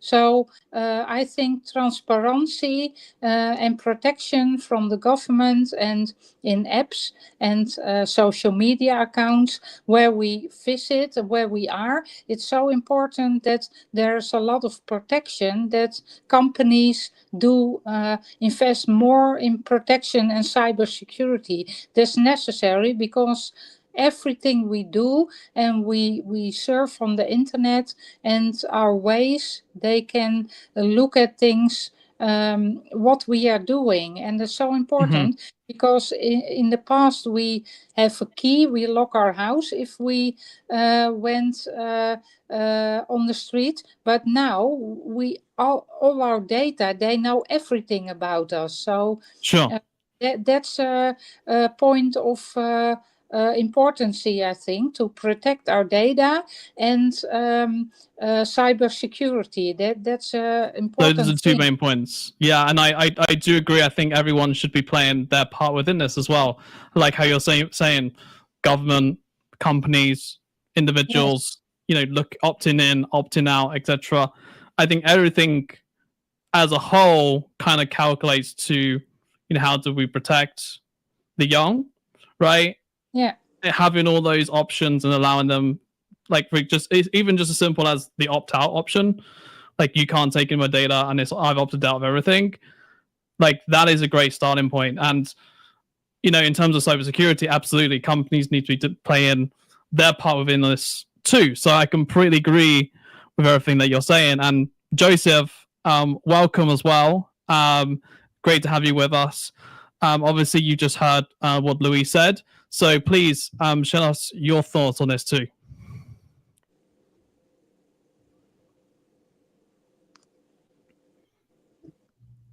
Oh, what's going on here? And try and unmute your mic. Okay. That's it. All right. Can you hear me? So please. Okay, can you hear me? Yeah, we can. Yeah, please share your input on what is just said, because we've got 5 minutes left and we'd love to get you involved at least once, Joseph. So please share us your thoughts. All right. Thank you. Data manipulation and the protection of surveillance need to be monitored by companies that design products to ensure younger ones don't have access to sensitive components or sensitive programs that will give them the opportunity to access anything or manipulate data. So it's all falls on the company producing the product and the government to checkmail every product to ensure that it is child inclusive. Especially Google, you see everything they do, Microsoft, child inclusive. So they ensure that the product going out are more protected, more friendly, and parents can also get their consent before accessing any page. So companies at the same time need to do something like that to ensure protection for children, don't access sensitive data that can cause problem in the society. Thank you. No, thank you for sharing that, Joseph. And again, sentimental to kind of everything that we've just been saying is a collaboration of all of this put together, and I completely agree with you, Joseph. And we'll finish on this question, and then Lynn will be heading over to the next fireside chat. I believe it is Lynn. Last question is, how can we encourage the youth to become innovators and builders of technology rather than becoming passive consumers of technology? So Cinnamon, we'll hand this over to you. You have the final question, and then we will finish things up and then round everything up. Well, thank you. This is a part of the core tenet of my work, and fostering a culture of creation through the exposure of STEAM fields. We can do programs like Scratch and Snap and Lego, integrating into the curriculum to teach the learners to explore coding and robotics, providing access to tools like Raspberry Pi and Arduino. Our microcomputers empowers them to build and experiment, mentorship programs, maker spaces, hackathons. These are all That's awesome. Inspiring them to create and creating a culture of how does it work, or how can I make it do this? And instead of just being, like you said, a passive user, a passive consumer. So I love it. I love when they thrive in STEAM fields and edutech and now AI. So just get out there and continue to expose them, introduce these tools to them, let them see how they can personally integrate them into their lives. That's a big part, because a lot of times they feel like it can't be, it has nothing to do with them.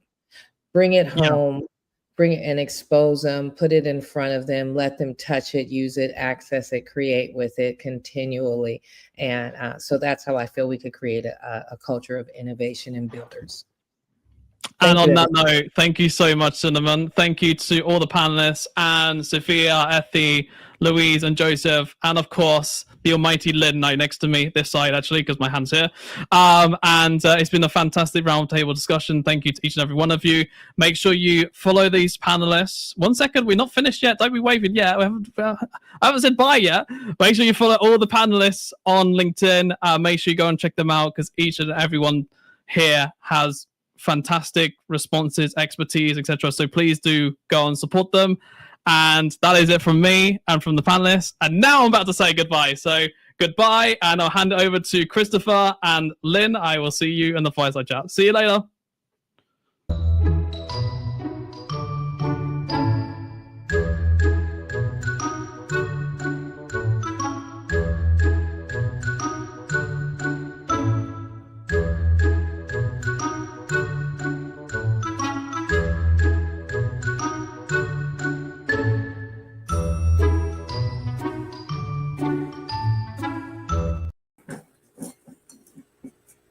Hello and welcome back to the last, but not, it's the last, typically, the last Fireside Chat, Day 2 GatherVerse Youth Summit. And with me, I am with the one and only Devi, and we're going to talk about in the new age, mentoring the youth with AI, XR, and beyond. I suspect we have a lot to learn and a lot to unpack. Devin, before we just dive into the whole conversation, I'd like you to introduce yourself and tell us why you're here. Hello, Lynn. How are you doing today? I'm good. Well, everybody, I am here because I am a WebXR creator and youth mentor, and also an educator. So I feel like this is a pretty good use of my expertise. So I'm just here to kind of break down some things of some best practices, some things that you could do to implement your methods of teaching and help guide the youth in this new changing, emerging climate. Yeah, thank you for being here. We value your time. You mentioned you're a mentor, and I just want to find out. I'm just planning to find out. What does it mean? What does mentorship look like in a world where AI can guide, can advise, and it's also a companion to many youth? What does mentorship look like to you right now and in the future? Of course. Well, for me, I feel like it's my duty as the sense maker or the ethicist and advocate in this space. And AI is more so like a TA. Like, if I can utilize it to get information and it gives me the information I need, but then I can come across with a cultural kind of spin, because ultimately AI will give me the answer I want, but it's up to us to give or take that information and then give a more ethical and more something that will be more culturally appropriate. Because a lot of times these models aren't trained or don't really have the knowledge base from a certain perspective. So it's my job to bring perspective to that information. And a lot of times I personally talk to AI all the time. Mm-hmm. So for me, being an educator, I get what I need, or more so what makes sense to me from AI, and then I interpret it in my own way. Yes. Something that I can understand and comprehend. So that's pretty much within this current space. That's how I deal with that. I'm more of the sense maker, more of the ethics, and then this is like the hard facts. And I take that and I build it into a perspective that they can understand and that they can also relate with. That is very profound. I like that model. It leads me just to another follow-up, because you mentioned what you do, but the youths out here, the young people out here, who don't know the difference of what is ethical and what is not, but they're taking advice from AI, and sometimes it can be biased, it may not be professional. How do such young minds comprehend what is right and what is wrong, and who is there to guide them? If we don't have a Devin like you around them, who can take that responsibility, and how do we go about it? Well, the only thing about that is the responsibility should be on the parents because they should know what their kids are doing. I'm a firm believer in, hey, staying very active, especially with around kids middle school to high school range, because the path can go anywhere. It can go anywhere. But also, that's one of the reasons why I also teach in my classes AI literacy, because I'd rather have the kids understand how to utilize AI and use it as a tool than be afraid of it and let it kind of consume them in some negative way when a lot of their parents don't understand it quite well. So they're like, they're very apprehensive about using it or having their child use it. But it's the future. Like, we have to adapt. We have to learn. It is a tool to be utilized. So a lot of times we have to monitor these things. And like you said, if there's no me to monitor, a lot of stuff gets lost in translation, and then they just kind of do their own thing, and they use it for what they use it for, and then that could lead to them using it to cheat, using it to do everything, and then when do they ever think for themselves? Yes. So that's the big problem. There is no just general me to be like, hey, don't do this, or like, hey, use it this way, or hey, there are better ways and more profound ways to use this. So I think that's something that needs to be implemented into the AI standards, more like an ethics officer, like just built into AI platforms. So as far as the answer right now, I don't have it, but could we have it? Yes, I think that's a good way to go about it. Yeah, that's a very interesting perspective you had there, and I just want to shift gears to accessibility. When we're talking even parents accessing it, I'm sure, I'm certain that so many parents don't have any idea what is happening in the tech world. This brings me to this question: how can we use AI and XR to make mentorship more accessible to youth, even in underserved communities? Right. Well, with that, it always comes down when you're dealing with underserved communities, when you're dealing with kids in general, it just comes down to access.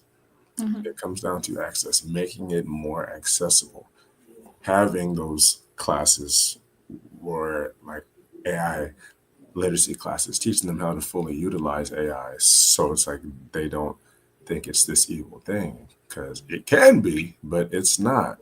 These are tools for us to utilize. And also, it just, with the point of access, the same way that you can go to a boys and girls club and there are like basketball courts, there are foosball tables, there are different things.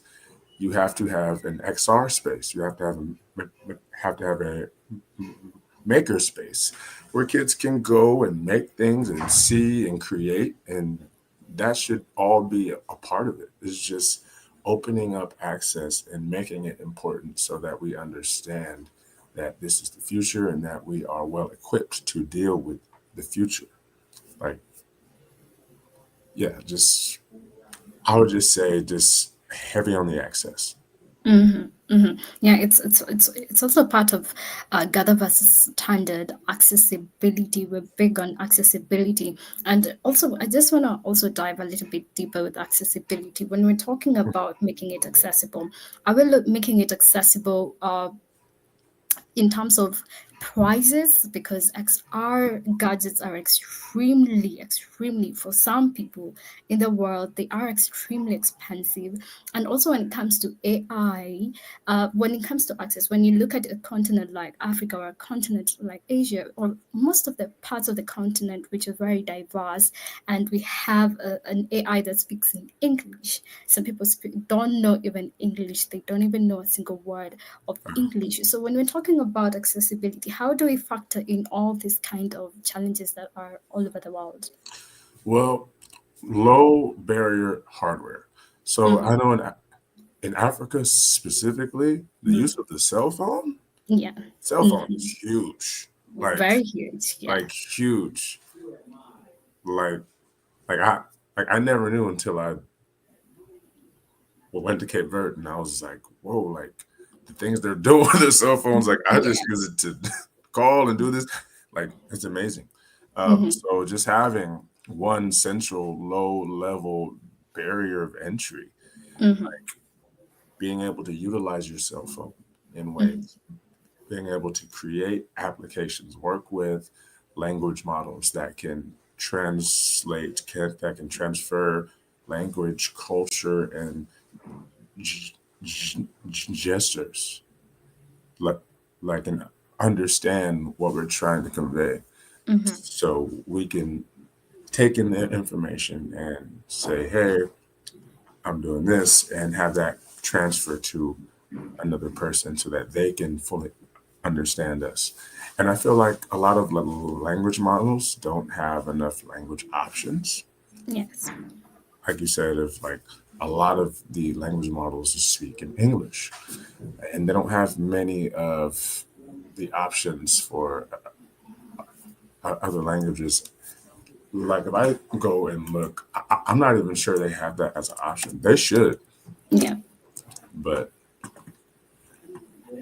like when I pull it up, the only languages I see, like I go to customize and then I go to settings. There's just well, there's I take that back. There are a lot of languages.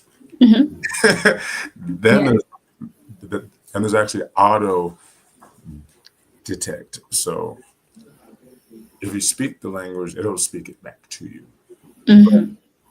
There's room for more languages. I only see it like roughly maybe 30 languages.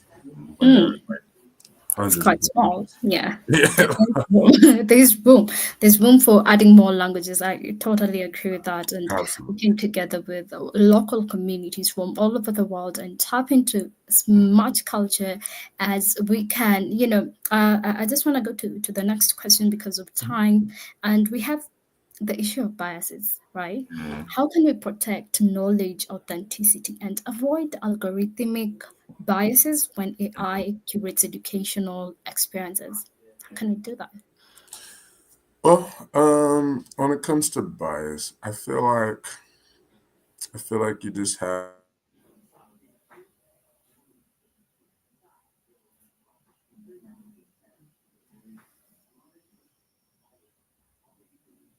Right. decent. Okay, we're back. Yes. I was gone for a sec. But each bias is somebody's perspective and experience. And I feel like depending on who is making these models, depending on who is programming this into existence, I feel like there needs to be education around being well-rounded as a person and knowledgeable about the world around them. Because bias in AI, depending on what your bias is, can be very dangerous. And I've said this in the previous GatherVerse talk, but especially for African Americans, bias in AI with police software can be very dangerous. Because if you don't understand the cultural or the structural anatomy, and for some certain things, and then you code it in, and then it just puts everybody's face as like someone else, and then like oh, that's the guy. No, it's not. We look similar, but that's not. No. So it gets very tricky around biases and AI. So I feel like education is just needed, and we need more people, well-rounded people, to implement a worldwide bias into AI, so everybody understands where it's coming from, and you understand what's going on. So, yeah, I think I may have strayed away from the question a little bit. Yes, definitely. That was remarkable, and it's a good solution, and I totally agree 100% with that. And because of time, I just want you to close with a closing remark. What would you tell the youth out there who want to do what you do? They want to become future mentors or educators. Just one word for them. What would you say? One word, I would say. I would say impact. Mm-hmm. Impact is extremely important. Yes. It will help you make a decision. I've done pretty cool things in my life, but the thing I'm most proud of is the impact that I've left from actually taking my time out to help kids understand and teach and just be there for them. It's made me feel much better as a person. Yes. Impact. So I would say if you're planning on going into a mentorship space, going into a education space, be there for the impact. Don't do it just because it's a job. Don't do it just because you feel like you have to. Be there to be impactful. Yes. All right. Thank you so much. You could go a distance. And to all the people who are listening out there, follow Davin, follow what he does. And for the youth, remember to be impactful. And that was our fireside chat. Over to you, GatherVerse team. Thank you so much, Davin. It was it was an honor to have you here. Thank you, Lynn. Bye. Everyone.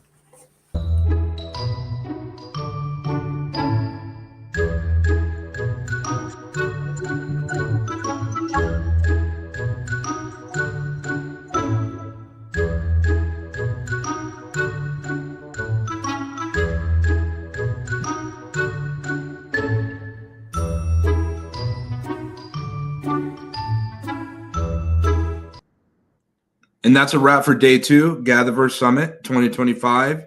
It's been a real honor and a pleasure to be able to explore with all of you. There's so much that's been unpacked.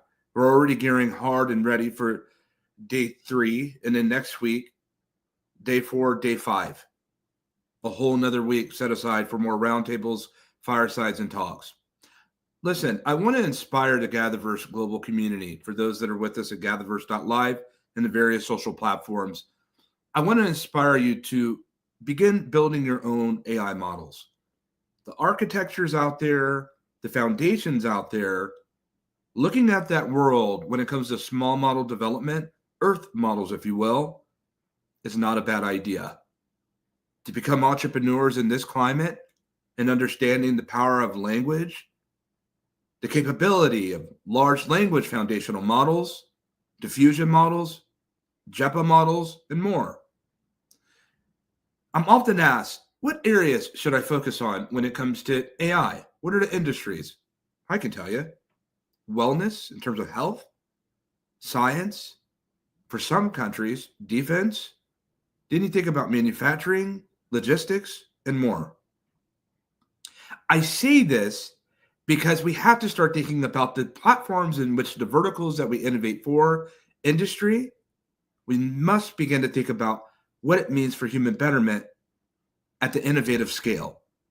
In other words, we want to encourage people in the GatherVerse community to innovate like never before, because we believe that those that come from the pastures, if you will, of GatherVerse remember the expressions that were shared unto them and the expressions that you conveyed unto us.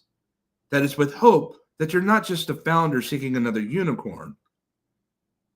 Because a unicorn, as it said with Lafayette Global Launchpad, isn't $1 billion. It's not $1 billion startup.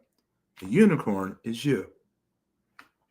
We appreciate the uniqueness of one another's contributions and the cultural expression of what each person, no matter the color, no matter the gender, no matter the geocentrics of where they come from, transmetropolitan, transcontinental, wherever you come from, we believe that you have a specific IP that no one else on earth can be able to unlock and to be able to tap into. When we think about innovation, we don't think about gizmos and gadgets and hardware and software. Why don't we start thinking about innovation as culture? Innovation is you. Because if we're going to extend reality, then we must bring reality with it. From the material layer to the virtual layer to, as Russell Bundy discusses, the trust layer. We must be fortified in ethics and trust and safety. There are those here in my country that believe, I say my country, the United States, that believe that safety has to take a back seat when it comes to hyperscaling. That's not the case.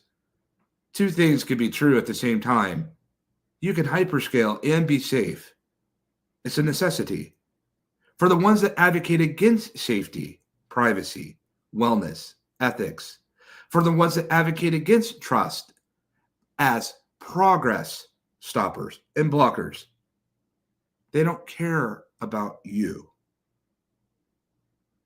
For the ones that are for advocates of safety and hyperscaling, trust and hyperscaling, ethics and hyperscaling, they care about you. So instead of having to be beholden to another generation of other people's platforms or products that they build, we've never had this much democratized access to be able to build and innovate on our own and to take advantage of our own tools and use our own tools. In cloud, on-premise, doesn't matter. But we can use our own tools and resources to be able to build. It's far more sustainable, feasible, and doable. We don't have to dream about the innovations of other people's products. Why not allow us to be able to take advantage of yours? And with GatherVerse, you'll always have a platform to be able to convey and express the things that you innovate, because our community is locked and stocked and filled with innovators. We chop wood. This is Wood Chopper Society. This is GV1, and I'm out.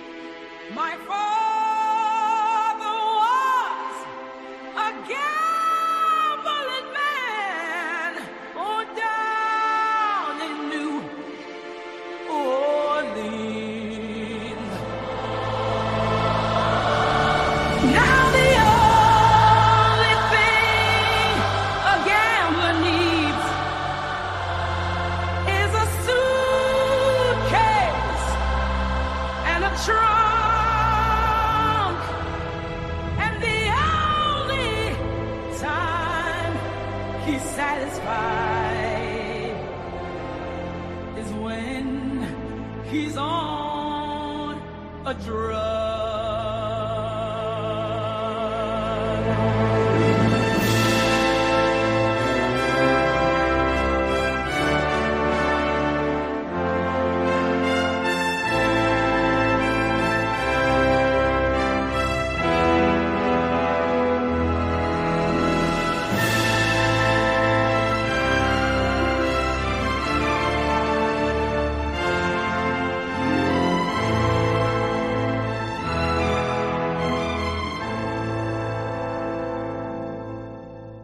Oh, mothers, tell your children not to do what I have done. Spend your lives in sin and misery in the house of the rising sun.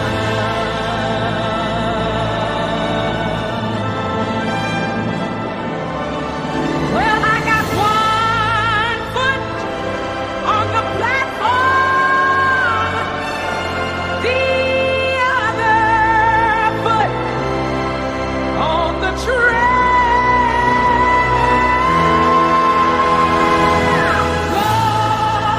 Going back to New Orleans to wear that ball and chain.